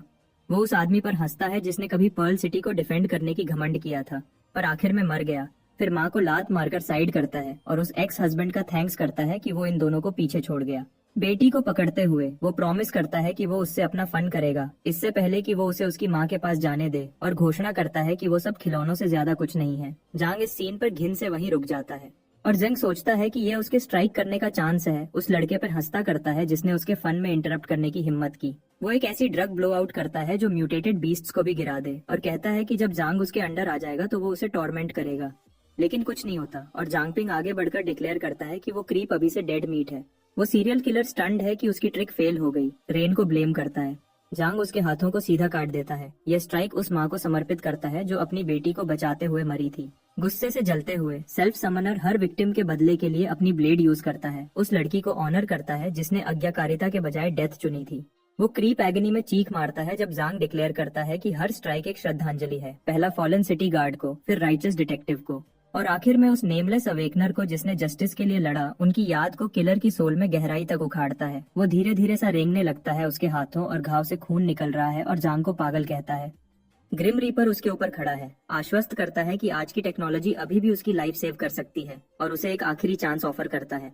जांग दरवाजे की तरफ पॉइंट करते हुए जेंग को कहता है कि अगर उसे माफ करना चाहता है तो बाहर निकल जाए। फिर भी बर्निंग रिजॉल्व के साथ सेल्फ समनर प्रॉमिस करता है कि वो इस सीरियल किलर को वैसे ही सबक सिखाएगा जो उसने कभी इनोसेंट पीपल पर यूज किया था, पर 100 फोल्ड ज्यादा करके। अपने सबसे डार्केस्ट फॉर्म में जांग उस क्रीप जंग शाओफन को बताता है कि वो बुरी तरह फेल हो गया और उसने अपना इकलौता चांस वेस्ट कर दिया। अपने कोर तक डर गया। शाओफन दरवाजे की तरफ जाने की कोशिश करता है पर इससे पहले कि वो बाहर निकल सके सेल्फ समनर उसे एक पल में मार देता है। रेजिंग स्टॉर्म के बीच सेल्फ समनर उस सीरियल किलर जंग को वार्न करता है कि यह उसके पास जिंदा रहने का आखिरी चांस है। वो क्रीप एक खूनी की तरह दरवाजे की तरफ रेंगता करता है। वो पहले ही रिवेंज प्लॉट कर रहा है और इमेजिन कर रहा है कि वो जांग की स्किन को टुकड़े टुकड़े कैसे करेगा। उसके दिमाग में उस औरत के मेमोरीज फ्लैश हो रहे हैं और ये सोचता है कि अभी भी बहुत सारे विक्टिम्स बचे हैं जिन्हें सताया जा सकता है। वो खुद को दरवाजे के करीब खींचता है। दरवाजा लॉक्ड है और वो जल्दबाजी में उस पर अपने मुक्के से मारता है। अपना आखिरी चांस खोने के बाद ग्रिम रीपर जेंग शाओफन को फेलियर बोलता है और एक स्ट्राइक से उसको खत्म कर देता है। अपने से ज्यादा स्ट्रॉन्ग को हराने के बाद जांग के स्टैट्स 1 से बढ़ जाते हैं, पर तसल्ली के बजाय वो सोचता है कि क्या सेलेस्टियल फॉक्सेस को खत्म करने से सच में पर्ल सिटी में सुकून आएगी या सबको बचा पाएगा। जेंग जैसे नीच इंसान के बारे में सोचते हुए वो खुद को याद दिलाता है कि ऐसे मॉन्स्टर्स मर्सी डिजर्व नहीं करते बल्कि सिर्फ मौत। अचानक जांग को हानहाई एकेडमी में खतरा फील होता है, जहां कोई इस स्पेशल डे पर एक लड़की को किडनैप करने का सोच कर रहा है। वो सोचता है कि क्या यह जेंग शाओफान जैसा कोई और क्रीप है। वो तुरंत कैप्टन सिटू से कांटेक्ट करता है, जेंग के एलिमिनेशन और एकेडमी में हो रही डिस्टर्बेंस की रिपोर्ट देता है। अपने विस्परर ऑफ विंड स्किल का यूज करते हुए वो वार्न करता है कि एक किडनैपिंग हो रही है। पर्ज स्क्वाड हेडक्वार्टर्स पर मैनी सिटू को बताती है कि वो एकेडमी के अंदर कुछ भी सेंस नहीं कर सकती, क्योंकि एक पावरफुल बैरियर उसको रोक रहा है और जिसने भी इसे लगाया है वो साफ तौर पर साधारण नहीं है। कैप्टन सिटू जांग को हानहाई एकेडमी जाने और सिचुएशन लाइव रिले करने का ऑर्डर देता है। ल्यू सिशान से कांटेक्ट करते हुए वो सेल्फ समनर को वार्न करता है कि बैकअप आने तक व्यस्त ना करे, पर जांग पहले ही वहां रश कर रहा होता है, जहां क्रीप्स अंदर घुस चुके हैं। 15 मिनट बीत चुके हैं, पर चेन शुवेलिंग जो लड़की को छुपा रही है उसका कोई निशान नहीं। तभी एक क्रीपर बैरियर में रिपोर्ट करता है, पर उनका बॉस काम रहता है, कॉन्फिडेंट है कि ईस्टर्न ड्रैगन सबड्यूइंग स्टोन और लैंटर्न दोनों जगह पर होने की वजह से कोई भी उन्हें ढूंढ नहीं सकता। बॉस जानता है कि अगर घुसपैठिया चेन शुवेलिंग को अलर्ट करता है तो वो बड़ी सीरियस मुसीबत में है और उनकी इनविजिबिलिटी और मास्ड प्रेजेंस के बावजूद उसके आसपास होते हुए एस्केप करना लगभग इम्पॉसिबल है। जल्दी में क्रीप्स उसे ढूंढते हैं, जबकि जांग हानहाई एकेडमी पहुंचता है और ईस्टर्न ड्रैगन सबड्यूइंग स्टोन को स्टडी करता है, जो एक अच्छी क्वालिटी का आर्टिफैक्ट है। उसकी एनालिसिस बताती है कि यह एक बैटल ब्रेकिंग बैरियर है जो 4 ड्रैगन्स ऑफ डूइंग स्टोन से फॉर्ज की गई है। ये अपने यूजर्स को छुपाने के साथ साथ ज्यादातर बैरियर्स को विघटन और रद्द कर सकती है। Practically epic tier. एक फ्लैशबैक उस पर स्ट्राइक करता है जिसमें इस तरह के टूल को बनाने में लगी इंसानों का बलिदान है, एक ऐसी चीज जो पब्लिक के पास होना बहुत पहले रद्द कर दिया गया था। वो निश्चित है कि वो 3 बड़ी ऑर्गेनाइजेशंस का हिस्सा नहीं है, जो सिर्फ एक ही संभावना छोड़ता है कि वो जू फैमिली के अवशेष हो सकते हैं। बीस्ट टेमिंग जू फैमिली हमेशा से पर्ल सिटी के केओस का दिल रही है। उनकी लेगेसी 200 साल पहले तक चली आती है, जब वो क्रूरता से रूल करते थे, जब तक 3 महान ऑर्गेनाइजेशंस ने मिलकर उन्हें गिरा नहीं दिया। 2 महीने पहले उन्होंने फिर स्ट्राइक किया, सन एंड मून पर्ल को शट डाउन कर दिया और सिटी के नए लॉर्ड को गायब करने की प्लानिंग की। उसके थोड़े ही देर बाद उन्होंने सेलेस्टियल फॉक्सेस यूज किए ताकि फियर और डिसऑर्डर फैला सकें। आधा महीना पहले उन्होंने म्यूटेटेड बीस्ट्स की हॉर्ड्स को सिटी वॉल्स के बाहर जमा करना शुरू कर दिया और अब आज वो हानहे एकेडमी के अंदर मूव कर रहे हैं। उनकी नजर किसी बहुत इंपॉर्टेंट चीज पे है। जांग पिंग अभी भी जोड़ नहीं पा रहा कि जू फैमिली ने सेलेस्टियल फॉक्सेस को शहर में क्यों आने दिया या इन बीस्ट हॉर्ड्स को क्यों जुटाया किया, लेकिन उसे सस्पेक्ट है कि ये मिशन उनका असली एजेंडा रिवील कर सकता है। जिस पल वो अंदर स्टेप करता है उसे मूवमेंट फील होती है और वो अपने नाइट वॉकर स्किल से छुप जाता है। ठीक उसी वक्त क्रीपर्स उस लड़की को बाहर खींच लाते हैं और सरप्राइज्ड है कि इंट्रूडर जिसने बैरियर में एंटर किया था वो पहले ही गायब हो चुका है। उनका बॉस लैंटर्न समाप्त करने का ऑर्डर देता है ताकि जो थोड़ी बहुत एनर्जी बची है वो सुरक्षित हो सके। फिर अपना फोकस ड्रैगन सबड्यूइंग स्टोन को सिक्योर करने पर करता है, दृढ़ निश्चयी है कि वो अपनी प्रेजेंस के सारे ट्रेसेस इरेज कर देगा। उन्हें पता नहीं ये सेल्फ समनर इतना शार्प है कि वो उन्हें सेंस कर लेता है और कंफर्म करता है कि एनिमीज जू फैमिली फोर्सेज हैं। एक लेवल 20 एनालाइजर, एक लेवल 17 टेलीकिनेटिक और एक लेवल 15 हिप्नोटिस्ट जो नाइट एंड गेल लैंटर्न से छुपे हुए हैं, जिसकी एनर्जी लो चल रही है। यह टूल प्रेजेंस, सेंट और आइडेंटिटी मास्क करता है। हालांकि इसकी एनर्जी 100 में से 16 पर आ चुकी है और खत्म होने वाली है। उनका टारगेट हान है कि चेन जुंटिंग है, एक लेवल 13 अवेकनर जिसके पास 12 स्टार ग्रोथ और रेयर सेंट्स ब्लड है। ये ऐसी पावर है जो बीस्ट्स को शांत और बॉन्ड करती है। जैसे जैसे ये बढ़ती है निष्क्रिय रूप से स्प्रेड होती है और जो भी इसे पीता है उसे लॉस्ट एबिलिटीज और एंडलेस मिसफॉर्चून का श्राप लग जाता है। सेल्फ समनर को इस लड़की का पोटेंशियल इंसेन लगता है। उसका saint's blood basically contract gem का अपग्रेडेड वर्जन है। वो जानता है कि जू फैमिली जरूर किसी इनोसेंट बीस्ट को कंट्रोल करने के पीछे होगी। जब ट्रियो हवा में वैनिश हो जाता है, जांग उनके पीछे भागने को कहता है और मैनी को उनका ट्रेल ट्रैक करने को कहता है। पर्ज स्क्वाड में मैनी रिपोर्ट करती है कि वो आउटस्कर्ट्स की तरफ जा रहे हैं और सीसी टाइम पर नहीं पहुंच पाएगी। जांग बोलता है कि वो उन्हें रोकेगा, लेकिन सिटू उसे अपनी सेफ्टी करने को कहता है, पर कोई चांस नहीं कि यह जेम जंकी जू फैमिली को भागने करने दे। उसे पता है कि उसका नेदर मिस्ट सीसी को जरूरत का टाइम दिला सकता है। मिड एस्केप जू बॉस को एक और नेदर मिस्ट बीस्ट नजदीक आते हुए सेंस होता है और भले ही जांग का भेस नीडिंग फॉर्जिंग टेक्निक की वजह से बना हुआ है, वो जानता है कि एक लेवल 20 एनालाइजर आसपास होने से रिस्की है। जब वो वुल्फ को स्कैन करने की कोशिश करता है तो जांग स्ट्राइक करता है ताकि उसे कट ऑफ कर सके। बॉस को हुआंग को ऑर्डर देने पर फोर्स होना पड़ता है कि वो बीस्ट को हिप्नोटाइज करे। उनके सरप्राइज के लिए ये सच में वर्क करता है, मगर सेल्फ समनर की इन्फिनिट मेंटल एनर्जी की वजह से वो सुरक्षित है। वो उनके साथ खेलता है और दिखाता है कि वो कंट्रोल में है। इससे पहले कि वो पास से अटैक करे और बुरी तरीके हुआंग के शोल्डर पर अपने दांत गाड़ दे, वो टेलीकिनेटिक स्नैप करता है और वुल्फ को हुआंग को छोड़ने का ऑर्डर देता है, जबकि जांग उसे नीचे गिराकर लेवल अप होकर 9 पर पहुंच जाता है। उस रोमांच से गुनगुनाता है कि अब सिर्फ 2 ही बचे हैं।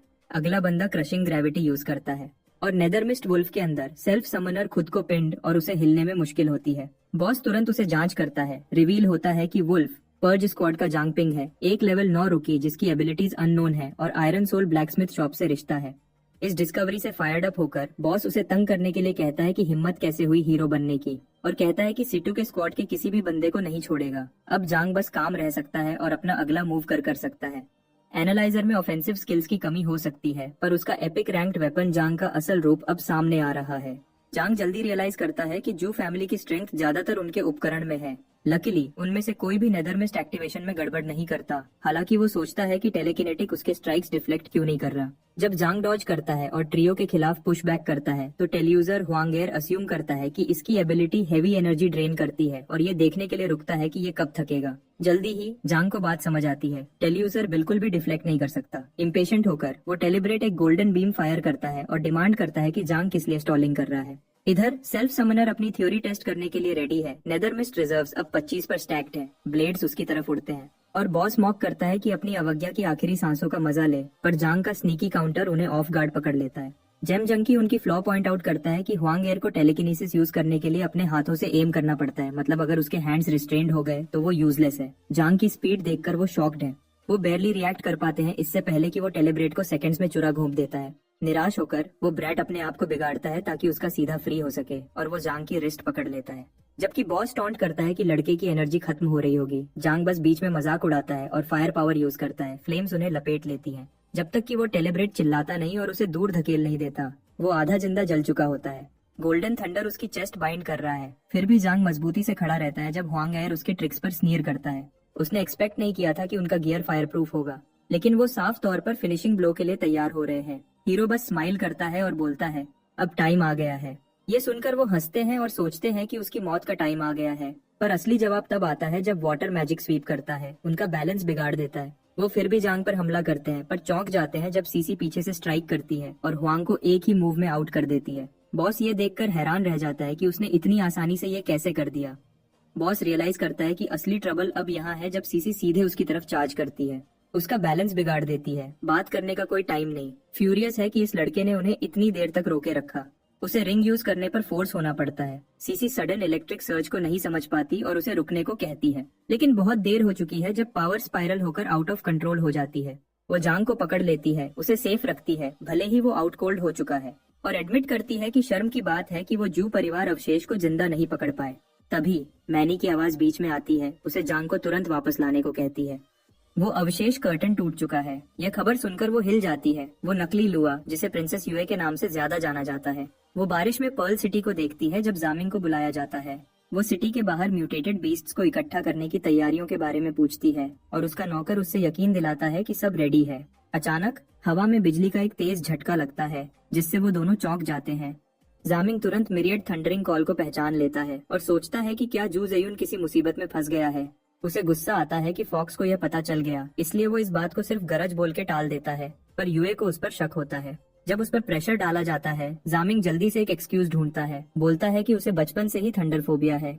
युए उस कायर पर ध्यान नहीं देती। उसे पूरा यकीन है कि वो आवाज सिटी वॉल्स के अंदर से आई थी, भले ही अब उसे कुछ दिख नहीं रहा। युए को वो टाइम याद आता है जब उसने एक आदमी को डेथ्स डोर पर देखा था जो उसकी नाक के नीचे से गायब हो गया था बिना कोई निशान छोड़े। उसे शक है कि यह वही है, एक हाई लेवल इल्यूजन, पर यह इंसानों के ट्रिक्स उनकी काइंडनेस पर काम नहीं करने चाहिए। फिर भी उसे पता है कि उनके इल्यूजरी टैक्टिक्स एक सेलेस्टियल फॉक्स की नजर को धुंधला सकते हैं, और उसे यह ख्याल आता है कि शायद पूरी सिटी ही एक धोखा हो। इस चालाक प्लान पर खुश होकर उसकी हाईनेस अपना डोमेन फैलाती है। उधर सीसी आसमान में अजीब डिस्टॉर्शंस देखती है और सोचती है कि हानहाई एकेडमी की वो लड़की कहाँ चली गई। एक बात तो कंफर्म है, इल्यूजरी कर्टन अब हट रहा है। पूरी तरह से थका हुआ होने के बावजूद जोंग तब भी सीसी को नाइटिंगेल लैंटर्न यूज करने को कहता है। युए अपना डोमेन पूरी लिमिट तक फैलाती है और आखिरकार उस चूहे को सैंटेस के साथ भागते हुए देख लेती है। जेमिंग हैरान है कि उसकी हाईनेस ने उसको ढूंढ लिया, पर वो उनके चार्ज को रोक नहीं पाता।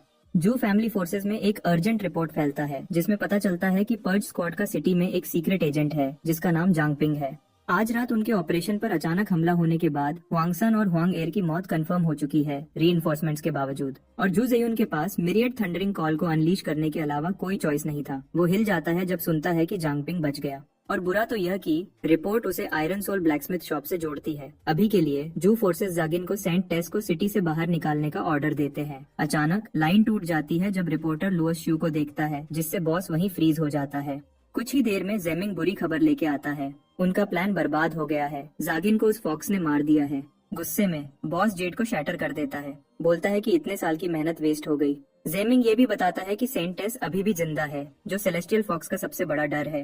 वो श्योर है कि प्रिंसेस यूए उसे मारेगी नहीं, बल्कि उसे वापस सिटी लॉर्ड्स मैंशन खींच लाएगी। बाकी लोग पूछते हैं कि सेंट टेस के बिना फॉक्सेस को कंट्रोल करने का कोई और रास्ता है क्या। वो एक सीक्रेट पैसेज के बारे में बताता है जो सिटी के बाहर जाता है, जो इतना वाइड है कि म्यूटेटेड बीस्ट्स को अंदर भेजा जा सकता है ताकि केओस फैल जाए। ऊपर से यह डबल एजेंट रकस के दौरान सेंट टेस को स्नैच करने का चांस लेने के लिए वॉलंटियर करता है। पर कोई आर्ग्यू करता है कि यूए मैंशन को उन गिनने चुनने बीस्ट्स के साथ गार्ड कर रही है जो उन्होंने पहले ही इकट्ठा किए हैं। इसके काउंटर में जीमिंग इंसिस्ट करता है कि जांग पिंग, जो पर्च स्क्वाड का सीक्रेट एजेंट है, उस काम के लिए यूज किया जा सकता है। वो वार्न करता है कि यूए पूरी सिटी को देख रही है और कोई भी डिस्टर्बेंस उसे पर्सनली अटैक करने पर फोर्स करेगी। तो म्यूल प्लान बनाता है कि वो अपने इलीट लोगों को जोंगपिंग को शॉप पर हिट करने के लिए भेजेंगे, जिससे पर्च स्क्वाड और यूए आपस में क्लैश हो जाए। जब वो डिस्ट्रैक्टेड होंगे, वो म्यूटेटेड बीस्ट्स को सिटी लॉर्ड्स मैंशन में यूज करके सबको धोखा देंगे। बाकी लोग वार्न करते हैं कि इसका मतलब सेलेस्टियल फॉक्सेस के साथ सारे टाइज काटना होगा, इसलिए फेलियर का कोई ऑप्शन नहीं है। जेमिंग इंसिस्ट करता है कि उसकी आइडेंटिटी छुपी रहनी चाहिए और वो लोग उसे जू फैमिली का ट्रू एयर मानकर उसे वाइस सिटी लॉर्ड के रूप में सपोर्ट करने को रेडी हो जाते हैं। अब सेंट टेस की फेट उसके हाथों में है। अंधेरा होता है जब सीसी का ब्लर्ड फेस जांग को बताता है कि वो जाग गया है और पूछती है कि क्या वो ठीक है। वो कंफ्यूज्ड होकर उठ बैठता है कि वो कहाँ है और वो आइस लेडी उसे एक्सप्लेन करती है कि ये पर्च स्क्वाड हेडक्वार्टर्स है। पहले अर्जेंट हो गया था, इसलिए वो उसे सबसे पहले यहीं ले आई। वो ये भी बताती है कि टीम लीडर जिन्बो को लुओ शू ने बुरा घायल कर दिया था, जिसका मतलब है कि लुओ शू उनकी प्रेजेंस को सेंस करने के बाद अब खुद पर्सनली मूव कर रही है। तभी शूजी अंदर आती है, शॉक्ड है कि जोंग इतनी जल्दी रिकवर कैसे हो गया, ये देखते हुए कि उसने 3 हाई लेवल ओपोनेंट से लड़ा जो उससे 10 से ज्यादा रैंक्स ऊपर थे और उसने एक को मार भी दिया। वो कहती है कि अगर लेवल गैप 5 से ज्यादा हो तो ये एक इंस्टेंट किल होता है। फिर सिस्टर सीसी उसकी मुलाकात शूजी से करवाती है, वो सोलर चार्ज यूजर जिसने उसके घाव ठीक किए। जांग, जो न्यूबी की तरह लो प्रोफाइल रखना चाहता है, मजाक करता है कि वो बस लकी था और कहता है जो मौत नहीं देता वो इंसान को स्ट्रॉन्गर बना देता है। तो वो सिस्टर शू का कर्जदार है, मानता है कि उन सबके बिना वो मर चुका होता। उसने सुना था कि ये औरत स्ट्रिक्ट है, पर उसे वो ऐसा नहीं लगती। शूजी इस बात को ब्रश ऑफ करती है, कहती है कि ये तो कुछ नहीं है क्योंकि वो अभी इल्यूजरी कर्टन को मेंटेन नहीं कर रही है। चिट चैट को खत्म करते हुए वो जांग को तुरंत सबसे मिलने को कहती है ताकि वो कल रात की फुल इंटेल शेयर कर सके, और वो लड़का तुरंत अपना पहले वाला ख्याल उसके बारे में बदल देता है। मैनी पेपर वर्क में डूबा हुआ है जबकि शाओवे उसके बगल में नप ले रही है और वो ब्लॉन्ड क्यूटी कैप्टन से छुट्टी के लिए रिक्वेस्ट कर रही थी। वो भी हाथ उठाकर अग्री करती है, जिससे मैनी को गुस्सा आ जाता है जब उसे पता चलता है कि यह बिम्बो तब से जागी हुई थी और फिर भी हेल्प करने से मना कर रही है। पर वो फिर से खर्राटे लेने लगती है। गुस्से में मैनी उसे पंच मारने की कोशिश करती है, लेकिन ये स्लीपिंग ब्यूटी उसके हर स्विंग को आसानी से डॉज कर लेती है। कैप्टन बेचारे की तरह देखता है। वो जानता है कि हेडक्वार्टर्स में स्टाफ की बहुत कमी है और उनसे रिक्वेस्ट करता है कि फिलहाल उसके साथ एडजस्ट करें। शुजाई ठीक वक्त पर आ जाता है ताकि वर्कलोड कम हो और मैनी उसे गले लगा लेती है। वहीं कैप्टन सिटू ये बताती है कि जू फैमिली और सेलेस्टियल फॉक्सेस ने अपने दुश्मनों को मारने के लिए हाथ मिला लिया होगा, पर वो सच में एक साथ काम नहीं कर रहे। जू फैमिली ने सर्वेलेंस को ब्लॉक करने वाला शील्डिंग इफेक्ट के साथ एक बैरियर लगाया, जो प्रूव करता है कि उन्हें इल्यूजरी लाइट सेलेस्टियल कर्टन के बारे में पता है।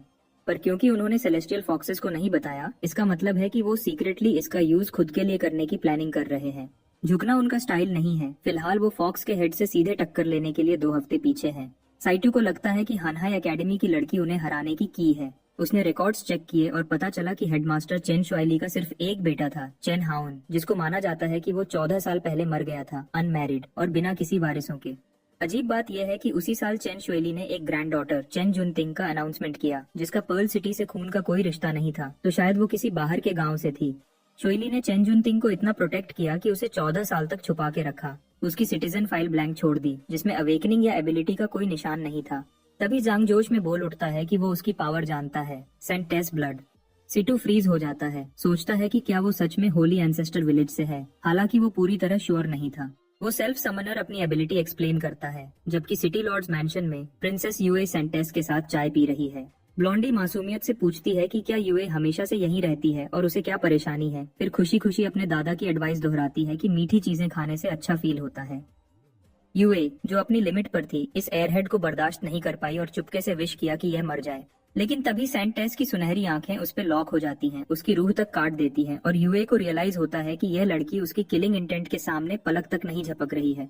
सेंटेस खुशी खुशी एक कुकी यूए के मुंह में ठोंस देती है, जिससे यूए गिल्टी फील करने लगती है और वॉर नहीं कर पाती। फिर वो चाय की बुराई करती है, ब्रूअर को इडियट बोलती है, अनजाने में यूए को ऑफेंड कर देती है। मिस गुडी एक फ्रेश पॉट बनाने का ऑफर करती है, लेकिन वो लड़की यूए को और ज्यादा परेशान कर देती है। यूए कंफ्यूज थी क्योंकि उसके सीने में गिल्ट सा खींच रहा था। वो मान नहीं सकती कि सेलेस्टियल फॉक्स क्लैन की प्रिंसेस में ऐसी कमी हो सकती है, पर इस लड़की में कुछ तो गड़बड़ लगती है, जिससे यूए सोचने लगती है कि ये असल में है कौन। पर्ज स्क्वाड ट्रेनिंग रूम में सिस्टर सीसी जांगपिंग के साथ स्पारिंग कर रही है। वो नोट करती है कि उसका नेदर मिस्ट उसके वाटर एलिमेंट की तरह काम करता है, फॉर्म्स शिफ्ट कर सकता है और माइंड से कंट्रोल हो सकता है। वो एक्सप्लेन करती है कि फर्क ये है कि उसका वाटर दोबारा उत्पन्न होने वाला है, जबकि उसका nether mist one time use है, क्योंकि वो सॉलिडिफाई होने के बाद उसे दोबारा अमूर्तियां बनाना नहीं सीख पाया। फिर भी सीसी मानती है कि अगर वो उसे पानी की तरह बहा सके, सॉलिड, लिक्विड और गैस के बीच शिफ्ट कर सके, तो वो और ज्यादा यूजफुल होगा। जांग कोनोहा के गारा के बारे में सोचते हुए और एडमिट करता है कि उसके नेदर मिस्ट में अपनी आदतें हैं, पर कम से कम उसे स्टोर करने के लिए मटके घसीटने नहीं पड़ते। सीसी अचानक फुल स्पीड से चार्ज करती है, जांग को अलर्ट रहने और गार्ड अप रखने पर मजबूर करती है। एक स्ट्राइक उसे उड़ता हुआ भेजती है, लेकिन वो नेदर मिस्ट से इम्पैक्ट को कुशन कर लेता है। वो नोट करती है कि अच्छी बात है कि वो डर को नेदर मिस्ट में बदल सकता है, जिससे उसकी ड्यूरेबिलिटी की कमी पूरी हो जाती है। फिर उसकी ब्लिजर्ड आती है, जिसको वो प्रो की तरह डॉज करता है, लेकिन कैच हो जाता है जब गिरता हुआ बर्फ पिघलकर पानी में बदल जाता है और उसे जकड़ देता है। ऊपर के आइस स्पाइक्स से डिस्ट्रैक्टेड होकर वो सीधा उसके जाल में गिर जाता है। सीसी उसे याद दिलाती है कि अगर ओपोनेंट उसे डरता नहीं है तो नेदर मिस्ट काम नहीं करेगा, लेकिन वो सेल्फ समनर इंसिस्ट करता है कि उसे सिर्फ एक अच्छा स्ट्राइक चाहिए। तभी उसकी नेदर मिस्ट डैगर सीधी उसकी तरफ उड़कर जाती है और उसके वाटर प्रिजन को आसानी से तोड़ देती है। हैरान होकर वो एडमिट करती है कि उसके अटैक्स ने उसके डिफेंसेस को लेवल गैप के बावजूद सरपास कर दिया। वो गैस करती है कि वो नेदर मिस्ट बीस्ट्स शायद किसी किंग लेवल म्यूटेटेड क्रीचर के आगे की नस्ल होंगे। सीसी को लगता है कि नेदर मिस्ट बीस्ट्स ने कोई स्पेशल ट्रेट दे दिया होगा, जिससे उसका नेदर मिस्ट उसके लेवल से ज्यादा जोर से हिट करता है। पर वो पॉइंट आउट करती है कि रियल कॉम्बैट में वो अभी भी बेकार है, और अगर ये असल लड़ाई होती तो मर चुका होता। अचानक जांग जोर से चिल्लाता है क्योंकि खौलते हुए पानी से उसकी स्किन जल जाती है। उसने कभी सोचा भी नहीं था कि वो उसे गर्म भी कर सकती है। सीसी उसे कहती है कि वो अपनी एबिलिटी के नेचर को सच में स्टडी करे, एक्सप्लेन करते हुए कि पानी कैसे बर्फ, स्टीम या खौलता हुआ गर्म बन सकता है और हर फॉर्म जंग को बदल सकती है। जांग फिर एक मिस्ट स्पाइडर बनाता है, लेकिन सीसी घबरा जाती है और उस गुई चीज को पिस्टल वाटर से उड़ा देती है। अगली ही पल जांग पानी निगल लेता है और सीसी पैनिक हो जाती है। वो उसे हिलाकर कहती है कि वो जल्दी थूक दे क्योंकि प्योर वाटर बहुत टॉक्सिक होता है। वो प्रोटेस्ट करता है कि वो उसे पहले ही गले घोंट कर मार देगी, तो वो पीछे हट जाती है, लेकिन फिर वो अजीब फील करने की शिकायत करता है। एक पल में उसकी पैंट्स नीचे गिर जाती है और टांगों की जगह उसकी कमर के नीचे सिर्फ पानी था। अपेरेंटली सिर के नीचे उसका पूरा शरीर पानी में बदल चुका था, जिससे वो पूरा डर जाता है। जांग को रियलाइज होता है कि उसने एक और एबिलिटी अवेकन कर ली है। एनालिसिस यूज करके वो ओमनीवोर को आइडेंटिफाई करता है, जो एक स्पेशल सब्सटेंस कंज्यूम करने पर यूनिक कंडीशन एक्वायर करने का 10% चांस देता है, और शुद्ध पानी शरीर उसे सभी फिजिकल अटैक से रेजिस्टेंस देता है। उसके लेवल 6 का होना और एक साथ 2 एबिलिटीज अवेकन करना जबरदस्त था। वो अपनी नई पावर्स को समझना शुरू करता है, हालांकि ओमनीवोर का पूरा इफेक्ट अभी भी मिस्ट्री है। सीसी पूछती है कि क्या वो ठीक है या पिघल रहा है, और जांग उसे बताता है कि उसे एडजस्ट होने में बस थोड़ा टाइम लगेगा। वो सोचता है कि क्या नेदर मिस्ट बॉडी और प्योर वाटर बॉडी में कुछ ट्रेड्स कॉमन हैं, जिससे वो उन्हें अपने नेदर मिस्ट ट्रांसफॉर्मेशन की तरह यूज कर सके। फोकस करके वो जमीन पे छलक जाता है। शुरू में तो खुश होता है, लेकिन दोबारा फॉर्म नहीं पा पाता। अपने अगले अटेम्प्ट पर वो फाइनली नॉर्मल हो जाता है और पूरी तरह नंगा, जिससे उसकी बहन शर्मा जाती है और बोलती है कि वो जल्दी अपने कपड़े पहने। जांग एक्सप्लेन करता है कि उसने वो पानी निगल लिया था जो उसने क्रिएट किया था, और इससे प्योर वाटर बॉडी अवेकन हुई, एक ऐसी पावर जिसका वाटर एलिमेंट यूजर सिर्फ सपना ही देख सकते थे। सीसी उसकी तेज ग्रोथ पर हैरान है। उसे शक है कि यह उसके अनलिमिटेड लेवल अवेकनर होने की पहचान हो सकती है। अचानक उसे इन्फॉर्म किया जाता है कि आयरन सोल पर अटैक हुआ है, और वो बैकअप के लिए सारी यूनिट्स को डिस्पैच कर देती है। जांग जानता है कि ज्यामिन और दूसरे खतरे में हैं। अपनी नई एबिलिटी पर ट्रस्ट करते हुए कि वो पानी में बदलकर फिसलकर निकल सकता है, वो जाने की जिद करता है, भले ही सीसी वार्निंग देती है कि यह ट्रैप हो सकता है, और वो आखिरकार उसे अपने साथ आने देती है। आयरन सोल ब्लैकस्मिथ शॉप पर जांग, सीसी और दूसरे हैरान थे कि असैसिन्स कहाँ से आए। सीसी तुरंत कुछ आदमियों को सर्वाइवर्स ढूंढने के लिए ऑर्गेनाइज करती है, जबकि दूसरा ग्रुप और अटैकर्स आने की सूरत में डिफेंसेस सेटअप करता है, और वो तुरंत उसके ऑर्डर्स फॉलो करते हैं। सीसी चैंग, जो इंजर्ड थी, धीरे से उसका नाम लेती है, और ये लड़का तुरंत उसके पास दौड़ जाता है। वो उसे जल्दी करने को कहती है, बोलती है कि अंकल लियू और वांग जनमिन दोनों बुरी तरह घायल हैं। सीसी आती है और जांग को कहती है कि वो दूसरों को चेक करेगी जबकि वो सीसी चैंग के साथ रहे, और वो ध्यान से उसके कटे हुए हाथ पर पट्टी बांधता है। वो उसकी इंजरी के बारे में पूछता है, लेकिन वो उस बात को टाल देती है, कहती है कि ठीक है और एक हाथ खो देने से वो मर नहीं जाएगी। थोड़ी देर बाद सीसी अपनी टीम के साथ वापस आती है और जख्मियों को इलाज के लिए ले जाने का ऑर्डर देती है। जांग जिमिन की तरफ मुड़ता है जो शांत पड़ी थी, कोई रिस्पॉन्स नहीं दे रही थी। आइस लेडी सीसी जांग को दोबारा बताती है कि जिमिन की चोटें सिर्फ फ्लैश वुंड्स, मामूली घाव है और वो सिर्फ बेहोश है। वो वंडर वुमन कहती है कि वो सुकून में है कि वो जिंदा है, लेकिन अपने छोटे भाई को केयरफुल रहने की वार्निंग देती है। नोट करती है कि असैसिन्स ने साफ तौर पर उसी को टारगेट किया था। वो पूछती है कि क्या उसने पावरफुल दुश्मन बना लिए हैं, लेकिन जांग उसे हीलिंग पर फोकस करने को कहता है। सीसी आगे ऐड करती है कि सिटी में रुकना अनसेफ है और पर्ज स्क्वाड उन्हें इलाज के लिए एक सेफ हाउस में ले जाएगा। जांग अपना सर नीचे कर लेता है, खुद को ब्लेम करते हुए रियलाइज करता है कि पर्ल सिटी में बीस्ट टेमिंग जू फैमिली ही अकेला ग्रुप है जो उसकी मौत चाहता है। सीसी तुरंत इन्वेस्टिगेट करने का प्रॉमिस करती है, जबकि लुओ पास में एनर्जी सेंस करती है। जांग तुरंत उसकी आवाज पहचान लेता है और जानता है कि वो बहुत पास होनी चाहिए। लुओ सोचती है कि खतरे को लटका देने से बेहतर है कि पहले ही वार किया जाए। यह सेल्फ समनर जल्दी से सीसी को पकड़ लेता है और उसे खतरे से बाहर खींच लेता है, जिससे लुओ शू उसके टाइमिंग से इम्प्रेस हो जाती है। वो चेक करता है कि सीसी ठीक है या नहीं और वो सिर हिला देती है। सवाल करती है कि एक सपोजिडली टॉप सीक्रेट ऑपरेशन के लिए लुओ इतनी जल्दी कैसे आ गई। जांग सजेस्ट करता है कि वो शायद पहले से ही सिटी को वॉच कर रही होगी। उसी पल लुओ शू जांग को पहचान लेती है और वो उसे फॉर्मर क्लासमेट की तरह ग्रीट करता है। वो आइस लेडी उसे पीछे हटने की वार्निंग देती है और लुओ को रोकने के लिए मैजिकल ब्लिजर्ड से अटैक करती है। वह सेलेस्टियल फॉक्सेस का तेज दिमाग नोट करता है। सीसी डेडली फोर्स यूज करने में बिल्कुल नहीं हिचकिचाती। इसका मतलब है उसकी आइडेंटिटी एक्सपोज हो चुकी है। जेम जंकी के लिए सेलेस्टियल फॉक्सेस के टॉप डॉग को एनालाइज करने के लिए इतनी रेंज काफी नहीं है। लुओ को रियलाइज होता है कि सारी गड़बड़ के पीछे यही लोग हैं, और सीसी डर से हक्का बक्का रह जाती है जब लुओ उसके डिफेंसेस को एक ही स्ट्राइक से तोड़ देती है। उसी वक्त उसकी हाईनेस लुओ नोट करती है कि भले ही वाटर गर्ल सीसी उसके अटैक्स को सेंस कर लेती है, वह भ्रम को देख नहीं सकती और सिर्फ उनके आसपास की ठंडी हवा, कोल्ड एयर में चेंजेस पर ही रिएक्ट करती है। यह फॉक्स फ्रीक एक सीरीज में अटैक्स लॉन्च करती है, सीसी को टेस्ट करने के लिए कि क्या वह डॉज कर पाती है, और सीसी फील करती है कि वह डायरेक्शन सेंस नहीं कर पा रही। जांग जोर से इंस्ट्रक्शंस चिल्लाता है, उसे ऊपर और अपने लेफ्ट में मूव करने को कहता है, और सीसी थैंकफुल होती है, जानती है कि वह अकेले नहीं संभाल पाती। वह हर स्ट्राइक को अपनी आइस सोर्ड से डिफ्लेक्ट कर देती है, जिससे इम्पोस्टर लुओ हैरान रह जाती है। उसे रियलाइज होता है कि जांग उसके हर मूव को एंटिसिपेट कर रहा है, साफ तौर पर उनके भेस को देख रहा है। इसलिए इम्पोस्टर लुओ सोचती है कि उसे जांग को पहले ही खत्म कर देना चाहिए था, लेकिन डिसाइड करती है कि देखते हैं वह कितनी देर तक रुक पाता है। ये सेल्फ समनर डर का एक झटका फील करता है और डॉज करने में स्ट्रगल कर रहा था, और साथ ही साथ सीसी को गाइड भी कर रहा था। वह अपने नेदर मिस्ट को मैक्स लिमिट तक धक्का देता है। उस फॉक्स फ्रीक को छेड़ते हुए पूछता है कि वह आज इतनी गुस्से में क्यों है और क्या उसे किसी ने डंप कर दिया है। वह हड्डियां जमा देने वाली स्माइल से जवाब देती है, मानती है कि उसने खुद को अच्छे से छुपाया है, कहती है कि उन्होंने उसे बार बार टेस्ट किया है और वह हमेशा उनकी मुट्ठी से फिसल जाता है, लेकिन इस बार वह प्रॉमिस करती है कि वह बच नहीं पाएगा। वह 3 टेल्स को तो हैंडल कर सकता है, पर अगर उसने 3000 को हैंडल कर लिया तो। सीसी वार्न करती है कि उसका अटैक पावर हद से ज्यादा है और जांग के नेदर मिस्ट रिजर्व्स तेजी से गिर रहे हैं, 10% तक पहुंच गए हैं। इम्पोस्टर लुओ टॉन्ट करती है कि एक सिंगल सेकंड भी सरवाइव करना जीते में गिनती है। जब रिजर्व्स 0 तक पहुंचते हैं, सेल्फ समनर को रियलाइज होता है कि उसने अपना 100% नेदर मिस्ट एक ही झटके में खर्च कर दिया। फिर भी यह उसे धीमा करने के लिए काफी नहीं था। वह सोचता है कि क्या यही उसका एंड है। कैप्टन का प्रोजेक्शन अपीयर होता है, उसे ध्यान से सुनने का कहता है। उसे इस तरह का अपॉर्चुनिटी क्रिएट करने का सिर्फ एक शॉट मिलेगा, और जांग हैरान रह जाता है। जांग पिंग और सीसी इम्पोस्टर लुओ के सामने खड़े होते हैं, जो अंदर से एक हाई लेवल सेलेस्टियल फॉक्स है, कैप्टन के प्रोजेक्शन के मुताबिक अपना पावर बर्स्ट यूज करते हुए। जांग सीसी का हाथ पकड़ता है और उसे खींचकर दूर ले जाता है, और वह वहां से भाग निकलते हैं। गुस्से में टॉप फॉक्स उन्हें जाने नहीं देने की जिद करती है, एक स्पेल कास्ट करती है और सबको ऑर्डर देती है कि जांग पिंग को किसी भी कीमत पर हंट करें, तो हर बीस्ट इकट्ठा हो जाता है। बाद में पर्ल सिटी के बाहर पर्ज स्क्वाड सेफ हाउस में जांग सिस्टर चांग से बात करता है और एक्सप्लेन करता है कि उसने ऑफिशियली पर्ज स्क्वाड ज्वाइन कर लिया है और सिटी कर्स वाले फॉक्सेस के कब्जे में गिर चुकी है। वह सीसी को अपनी सेफ्टी के लिए छुपे रहने की जिद करता है और माफी मांगता है और एडमिट करता है कि यह सब उसकी गलती है। सिस्टर चैंग उसे यकीन दिलाती है कि यह तो सिर्फ एक हार है और वह बच जाएगी। उसे याद दिलाती है कि अंकल लियू और दूसरों को बचाने के लिए वह उसका एहसान मानती है। वह लड़का कसम खाता है कि ब्लैकस्मिथ शॉप वापस लेगा, लेकिन फिलहाल उसे सिटी के बाहर सेफ रहना होगा। सीसी चुपके से रियलाइज करती है कि जांग बहुत बड़ा हो चुका है। सीसी चैंग लड़के को इशारा करती है कि छोटी लड़की वेट कर रही है और वार्न करती है कि उसे अपना ध्यान भटकाने न दे।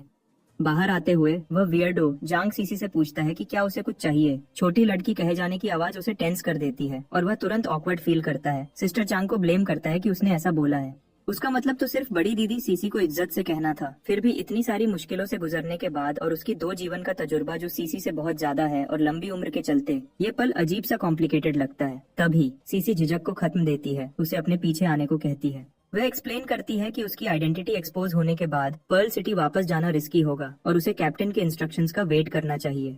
वह जांग को याद दिलाती है कि सेंट एस पर उसने जो इंटेल दी है वह बहुत कीमती है और उसकी तारीफ करती है कि उसने रेपिस्ट मिशन को प्रो की तरह हैंडल किया। पर्ज स्क्वाड की तरफ से एक छोटा रिवॉर्ड के तौर पर वह उसे गोल्डन ब्लड का एक फ्लास्क पकड़ाती है। जांगपिंग पूछता है कि क्या यह सच में गोल्डन ब्लड है और सीसी एक्सप्लेन करती है कि ये सीधा जिन्बो से आया है, ध्यान से निकालकर स्टोर किया गया है। वह उसे कहती है कि इसमें एक्स्ट्रॉर्डिनरी हीलिंग प्रॉपर्टीज हैं जो बड़े घाव को ठीक कर सकता है और यहाँ तक कि उनके सबसे रिस्पेक्टेड वेटरन्स की लाइव्स भी बढ़ा सकता है। सीसी जांग को इंस्ट्रक्शन देती है कि वह इसे यहीं ट्रेनिंग ग्राउंड्स पर पी ले ताकि देख सके कि क्या वह इसकी कोई पावर अवेकन कर पाता है। साथ ही वह उसे याद दिलाती है कि गोल्डन ब्लड एक ब्लड लाइन एबिलिटी है जिसे उसकी आगे की नस्ल विरासत में कर सकती है। उसे कॉशियस रहने और लालची मौका देखने वालों को अट्रैक्ट करने से बचने की वार्निंग देती है। वह सेल्फ समनर कंधा उचका देता है, इसे सिर्फ एक पॉसिबिलिटी मानकर टाल देता है और मजाक करता है कि हो सकता है उसकी शादी कभी हो ही ना। गोल्डन ब्लड पीते वक्त वह होप करता है कि ओमनिवोर स्किल थोड़ा कुछ तो कर दे, खासकर जब यह नेदर मिस्ट और प्योर बॉडी वाटर के साथ काम किया था। वह डिसअपॉइंटेड नहीं होना चाहता। वह तुरंत पूछती है कि क्या उसे कोई अवेकनिंग फील हो रही है, लेकिन वह कहता है कि कुछ अलग नहीं लग रहा। फिर अपने हाथ पर खून देखने के बाद उसे रियलाइज होता है कि यह काम कर गया। स्टेटस पर उसकी body pure blood body awaken करती है जिससे वह प्योर ब्लड फॉर्म में शिफ्ट हो सकता है जो दूसरे इंसान की बॉडी के साथ मर्ज होकर उनकी हीलिंग को तेजी से बढ़ा सकता है। साथ ही वह लड़का हैरान रह जाता है जब उसे पता चलता है कि उसकी ओमनिवोर एबिलिटी असल में अनलिमिटेड लेवल पावर है। वह सीसी को बताता है कि वह सिर्फ पास होने से किसी इंसान की कंडीशन सेंस कर सकता है। उसके चेहरे पर घाव का निशान देखकर वह उस बारे में पूछता है, लेकिन वह इस बात को टाल देती है, कहती है कुछ सीरियस नहीं है। सीसी और जानने की रिक्वेस्ट करती है तो जांग एक्सप्लेन करता है कि इस फॉर्म में वह अपने आसपास के हर लिविंग बीइंग की लाइफ फोर्स फील कर सकता है और उनके साथ मर्ज होकर इंजरीज, यहाँ तक कि स्कार्स को भी हील कर सकता है। वह पॉइंट आउट करती है कि इसका मतलब है कि वह पोटेंशियली चांग का कटा हुआ हाथ वापस ला सकता है। सेल्फ समनर आगे ऐड करता है कि जब तक काफी खून है वह सिर्फ एक स्किन के टुकड़े से पूरा शरीर फिर से बना सकता है। अपने प्योर वाटर फॉर्म को डिफेंस के लिए और प्योर ब्लड फॉर्म को दूसरों को हील करने के लिए यूज करते हुए वह उससे जल्दी करने और सिस्टर चांग की मदद करने की जिद करती है और वह मान जाता है और पूछता है कि क्या वह बाद में सिर्फ टीममेट्स की जगह पुराने दोस्तों की तरह बात कर सकते हैं। वह सिर हिलाती है। सिटी के बाहर शांत जंगल में जानवर एक नदी से पानी पी रहे थे पर अचानक फ्रीज हो जाते हैं जब जमीन भारी कदमों से हिलने लगती है। कहीं से भी म्यूटेटेड बीस्ट्स और ज़ॉम्बीज का एक बड़ा झुंड उनकी तरफ बढ़ चला आता है। मैनी नोटिस करती है कि captain Situ Holi ancestor village के रिकॉर्ड्स पढ़ रहे हैं और पूछती है कि ये सब जरूरी क्यों है। कैप्टन एक्सप्लेन करता है कि भले ही बीस्ट टेमिंग जू फैमिली पावर आने के बाद जालिम हो गई, वह एक वक्त गार्डियंस माने जाते थे। उनका लीडर जूची यंग सन गॉडबर्ड के साथ मर्ज हो गया था और हर दिन आसमान में उड़ान भरता था, रोशनी और गर्मी लाता था जिससे गांव वालों को एक भयानक सर्दी में बचाया गया। उसने यह 10 साल तक जारी रखा जब तक वह थकान से गिरकर मर नहीं गया। उसकी मृत्यु के बाद उसे पर्ल सिटी के पास सनसेट माउंटेन्स में दफना दिया गया और बचने वालों ने उसकी टूम की सुरक्षा करके उसका सम्मान किया। वक्त के साथ वह गार्डियंस वहां अपनी जिंदगी बसाने लगे, शादी की और परिवार बड़ा किया और उसी से होली एंसेस्टर विलेज का जन्म हुआ। जब वह पूछती है कि इसका क्या लेना देना है, सिटू एक्सप्लेन करता है कि हर 100 साल में उसी गांव में एक पवित्र नारी पैदा होती है। कैप्टन एक्सप्लेन करता है कि सेंटेस ब्लड लाइन गांव को म्यूटेटेड बीस्ट से बचाती है। ब्लॉन्डी डर कर पूछती है कि क्या चेन जुंटिंग उस होली एंसेस्टर विलेज की सेंटेस है। सिटू को लगता है कि जू फैमिली शायद उसे सेलेस्टियल फॉक्स क्लैन को कंट्रोल करने के लिए यूज करने का प्लान बना रही है। वह हैरान है कि वह हनहाई एकेडमी में क्यों दिखी और गांव चुप कैसे रह सकता है, लेकिन वह वार्न करता है कि अगर यह बात फैल गई कि वह उनके कब्जे में है तो गांव इसे पर्ल सिटी पर अटैक करने का बहाना बना सकता है। पूछने पर वह रिवील करता है कि 150 साल पहले पर्ल सिटी पर एक जालिम शासक का राज था और जू फैमिली की गलतियों को दोबारा होने से रोकने के लिए पर्ज स्क्वाड ने उसे मोस्ट वांटेड क्रिमिनल डिक्लेयर कर दिया। सिटी लॉर्ड के सपोर्ट से उन्होंने उसे भगा दिया, लेकिन बाद में वह होली एंसेस्टर विलेज की लीडर बन गई। वह आगे ऐड करता है कि उसने शायद कभी पर्ल सिटी को वापस लेने की अपनी इच्छा छोड़ी नहीं। कैप्टन को लगता है कि वह सिर्फ सही वक्त का वेट कर रही होगी पलटवार करने के लिए। पर्ज स्क्वाड ने सिटी के बाहर कई छुपे हुए सेफ हाउसेस बनाए हैं, कुछ चट्टान में खोदे हुए, कुछ जमीन के नीचे और कुछ पेड़ों पर ऊंचे। सेफ हाउस नंबर 3 पर सीसी को एक अजीब आवाज सुनाई देती है और वह परेशान हो जाती है कि कहीं यह जू फैमिली तो नहीं। वह इन्वेस्टिगेट करना चाहती है लेकिन हिचकिचाती है जब वह अंदर आराम कर रहे घायल लोगों को देखती है। जानती है कि अगर वह पकड़े गए तो सब खतरे में पड़ जाएंगे और सिर्फ जांग ही सबको बचाने के लिए अकेला है। तभी वह सेल्फ समनर जोर से चिल्लाता है कि यह काम कर गया। वह याद करती है कि लैंटर्न की एनर्जी खत्म हो चुकी थी। जांग एक्सप्लेन करता है कि उसने उसे फेंकने की बजाय रिचार्ज करने की कोशिश की और फायर डिवाउरर, प्योर वाटर बॉडी जैसे अलग मेथड्स टेस्ट करने के बाद प्योर ब्लड बॉडी और नेदर मिस्ट बॉडी से एक गोस्ट लैंटर्न क्रिएट किया। ये एक ऐसा आर्टिफैक्ट है जो सेंस को छिपा देता है और डिटेक्शन को ब्लॉक करता है। अब इसमें 21% एनर्जी है और नेदर मिस्ट मिलाने से ये हल्की रोशनी दे रहा है, पहले से ज्यादा स्ट्रॉन्ग। खुश होकर सेल्फ समनर कहता है कि वह लैंटर्न को सेफ हाउस को छिपाने और जानकारी निकालने के लिए बाहर निकलने में यूज कर सकते हैं। जिस पल जांग और सीसी बाहर कदम रखते हैं वह फ्रीज हो जाते हैं जब बीस्ट्स का एक बड़ा झुंड तेजी से पास से गुजरता है। वह हैरान है कि इतनी बड़ी तादाद में बीस्ट्स को जू फैमिली ने कब कंट्रोल किया। ल्यू सिशान तुरंत हेडक्वार्टर्स को रिपोर्ट करती है कि लगभग 10,000 बीस्ट्स, ज्यादातर फॉरेस्ट वुल्व्स और bullet rabbits, safe house number 3 के पास जमा हो रहे हैं और पर्ल सिटी की तरफ बढ़ रहे हैं। उनकी स्पीड से हैरान होकर जांग नोट करता है कि वह शिकारियों से कम और किसी और चीज से भागते हुए शिकार ज्यादा लग रहे हैं। अचानक वह लड़का सीसी को बुलाता है। उसका चेहरा पीला पड़ जाता है जब वह दोबारा रेडियो पर बताती है कि लगभग 50,000 ज़ॉम्बीज भी सिटी की तरफ आ रहे हैं। कैप्टन सिटू शॉक में टेबल पर हाथ मारता है और मान लेता है कि उनके करंट मैन पावर के साथ, जिसमें जू फैमिली के बचे हुए लोग और सेलेस्टियल फॉक्सेस भी हैं, दोनों झुंडों को रोकना नामुमकिन है। वह खुद बीच में आने पर विचार करता है लेकिन जल्दी ही एक दूसरा प्लान डिसाइड करता है। कैप्टन मैनी, चेन लोआई और शूजिए को बुलाता है, उन्हें सेलेस्टियल कर्टेन को रेडी करने का ऑर्डर देता है। जब वह डिटेल्स के लिए उस पर प्रेशर डालते हैं, वह एक्सप्लेन करता है कि प्रिंसेस यूए अभी भी कल से कमजोर है, जब सिटू ने जांग को बचाने के लिए उसे दबाया था। भले ही सिटी गार्ड और इन्वेस्टिगेशन टीम पर ट्रस्ट नहीं किया जा सकता, पर्ल सिटी में अभी भी बहुत स्ट्रॉन्ग फाइटर्स हैं। गोल वह रिवील करता है ये है कि सेलेस्टियल कर्टेन पर एक वार्निंग खोदकर लिख दी जाए ताकि ज़ॉम्बी थ्रेट के खिलाफ उन्हें एक साथ लाया जा सके। एक बार अवेकनर्स जमा हो जाए तो वह सिटी में घुल मिल जाते हैं। सेलेस्टियल फॉक्सेस की नजर से बचते हुए सिटी की सुरक्षा श्योर करते हैं। वह चलने का कमांड देता है और लड़कियां तुरंत उसका पालन करती हैं। चैनल स्विच करते हुए वह सीसी और जांग को ऑर्डर देता है कि रीइंफोर्समेंट्स के लिए टाइम खरीदने के लिए सिटी के बाहर बीस्ट्स और ज़ॉम्बीज को देर करें। वह बिना हिचकिचाए कंफर्म करते हैं। इधर सेफ हाउस नंबर 5 पर कैप्टन ग्लासेस गाय को सेफ हाउस नंबर 3 की तरफ जाने और सीसी को सपोर्ट करने का डायरेक्शन देता है। वह तुरंत मान जाता है और अपनी टीम के साथ उसकी पोजीशन को रीइंफोर्स करने के लिए निकल पड़ता है। यह ट्रियो जोश में था क्योंकि यह उनका टाइम था चमकने का। सिटी लॉर्ड्स मैंशन में डबल एजेंट हुआंग जेमिंग को यकीन था कि ब्लैकस्मिथ शॉप पर रेड आसानी से हो जानी चाहिए थी। वह जू फोर्सेस को रिपोर्ट करता है कि प्रिंसेस यूवे अंदर नहीं है, जिससे उन्हें नेक्स्ट स्टेप पर मूव करने की परमिशन मिलती है। लेकिन खबर आती है कि जू रेमनेंट्स मुश्किल में फंस गए हैं। सिटी के बाहर अज्ञात ज़ॉम्बीज का अचानक से एक झुंड अपीयर हुआ है, जिससे म्यूटेटेड बीस्ट्स में अफरा तफरी मच गई है। किसी को नहीं पता कि इसका हाथ किसके पीछे है और जेमिंग ठंडे से ऑर्डर देता है कि इस डिजास्टर को संभाला जाए उससे पहले कि यह और ज्यादा फैल जाए। वह वार्न करता है कि अगर प्लान फेल हो गया तो सब खत्म है।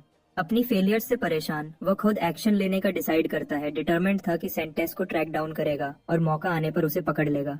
तभी जेमिंग मुड़ता है और सिटी गार्ड स्क्वाड 1 को चुपचाप उसके पीछे खड़ा पाता है। उसे कोई आइडिया नहीं था कि कैप्टन लिन केडी अपने आदमियों के साथ यहाँ क्यों है। मजबूरन प्यारी स्माइल लाते हुए जेमिंग पोलाइट तरीके से कैप्टन से पूछता है कि वह आज क्यों आए हैं, खासकर जब सिटी लॉर्ड मौजूद नहीं है, और ऑफर करता है कि कोई जरूरी बात हो तो वह आगे पहुंचा देगा। लेकिन लिन उसे पूरी तरह इग्नोर करता है और अपने स्क्वाड के साथ आगे बढ़ जाता है।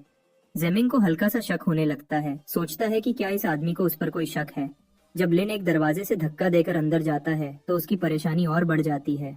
जेमिंग को अंदर एक अनोखा सीन दिखाई देता है, एक लाइवली डांस पार्टी जिसमें चेन जुनटिंग नए आने वालों को गर्मी से स्वागत कर रही थी। कैप्टन लिन अब हाथ में ड्रिंक लिए उतना ही खोया हुआ लगता है। साफ था कि उसे कोई आइडिया नहीं था कि वह यहाँ बीच में कैसे आ गया। उसे याद आता है कि प्रिंसेस यूए ने उन्हें यहाँ इनवाइट किया था। भले ही उसके पास जांगपिंग को पकड़ने का ऑर्डर था, मम्मी जैसे आदमी, लिन को यह याद आकर अभी भी पेट में गंदगी फील होती है। जंटिंग लिन को बेवकूफ होने पर छेड़ती है, जबकि लिन सोचता है कि क्या प्रिंसेस यूए सच में वह थी जिसने उन्हें बुलाया था। अचानक जंटिंग से एक अजीब ऑरा आने लगता है जो लिन को जबरदस्त फील कराता है कि वह अपने क्लैन के किंग के पास खड़ा है।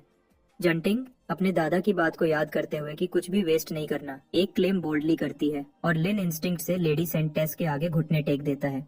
वह धीरे से उस टाइटल को मना करती है और इंसिस्ट करती है कि यहाँ सब दोस्त हैं, उससे पहले कि वह खुशी खुशी लिन को डांस फ्लोर पर अपने साथ शामिल होने के लिए खींच लेती है। जो कुछ वह देखता है, जेमिंग रिजल्ट निकालता है कि लेडी सेंटेस सिर्फ म्यूटेटेड बीस्ट्स को ही इन्फ्लुएंस कर सकती है, जिससे उसे शक होता है कि लिन केडी को सेलेस्टियल फॉक्स ने बदल दिया है।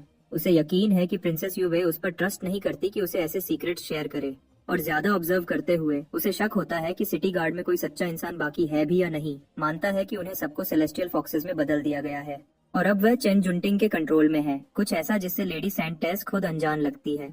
उसे एक मौका मिलता है तो जेमिंग सोचता है कि जंटिंग को अपने साइड में मिलाने की कोशिश की जाए, जिससे उनका प्लान आसानी से अगले फेज में बढ़ जाएगा। इस बात को ध्यान में रखते हुए वह इस गोल्डन गर्ल के साथ बातचीत शुरू करता है, जो खुशी खुशी नए दोस्तों को खेलने के लिए ढूंढ रही थी। कभी एक्सपेक्ट नहीं किया था कि सिस लुओ उसके सम्मान में इतनी बड़ी पार्टी रखेगी।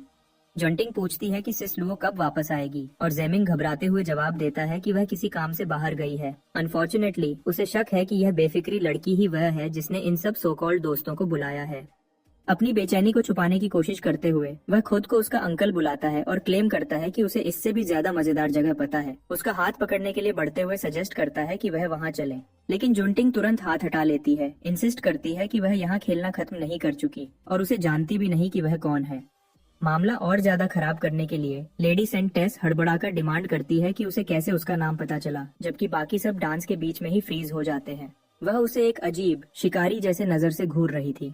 सेफ हाउस नंबर 3 के पास सीसी अपनी वाटर मैजिक के साथ आगे बढ़ती है, जबकि जांग अपना नेदर मिस्ट फैलाता है। वह चिल्लाकर कहता है कि उसने बीस्ट्स को जमा कर लिया है और उसे फ्रीज करने की जिद करता है। आइस लेडी वॉर करती है, लेकिन क्रीचर्स आजाद हो जाते हैं और रुकने वाली फोर्स के साथ आगे बढ़ते हैं। वह चिल्लाती है कि उसकी पावर उन्हें रोकने के लिए काफी नहीं है। सेल्फ समनर वापस चिल्लाता है कि वह लाइन होल्ड करेगा। इन बीस्ट्स ने उसे ढेर सारा डर भर दिया है, लेकिन अब वह उस डर को नेदर मिस्ट की वजह से ताकत में बदल देता है। खुद को लिमिट तक धक्का देते हुए वह उसकी मैक्सिमम पावर छोड़ता है। उसको एक मैसिव नेदर मिस्ट ड्रैगन की शक्ल देता है। वह सिर्फ मजबूती से खड़ा रह सकता है और मदद आने तक सह सकता है। नेदर मिस्ट ड्रैगन के सामने म्यूटेटेड बीस्ट्स और ज़ॉम्बीज के झुंड थे। जांग को नेदर मिस्ट एनर्जी और एक्सपीरियंस पॉइंट्स की एंडलेस सप्लाई दिखाई देती है। बस कुछ 100 और वह अपने स्टैट्स को बूस्ट कर सकता है, या यहाँ तक कि लेवल अप भी। एक म्यूटेटेड बीस्ट अपने साथियों को बिखरने का ऑर्डर देता है और सब मानते हैं, समझदारी से लड़ाई की जगह भागने को प्रायोरिटी देते हैं। एक स्टैग जो लड़खड़ा रहा था और हॉर्ड को गाइड कर रहा था, आइस लेडी के रास्ते में आता है, जो आइसी स्पाइक से वार करती है।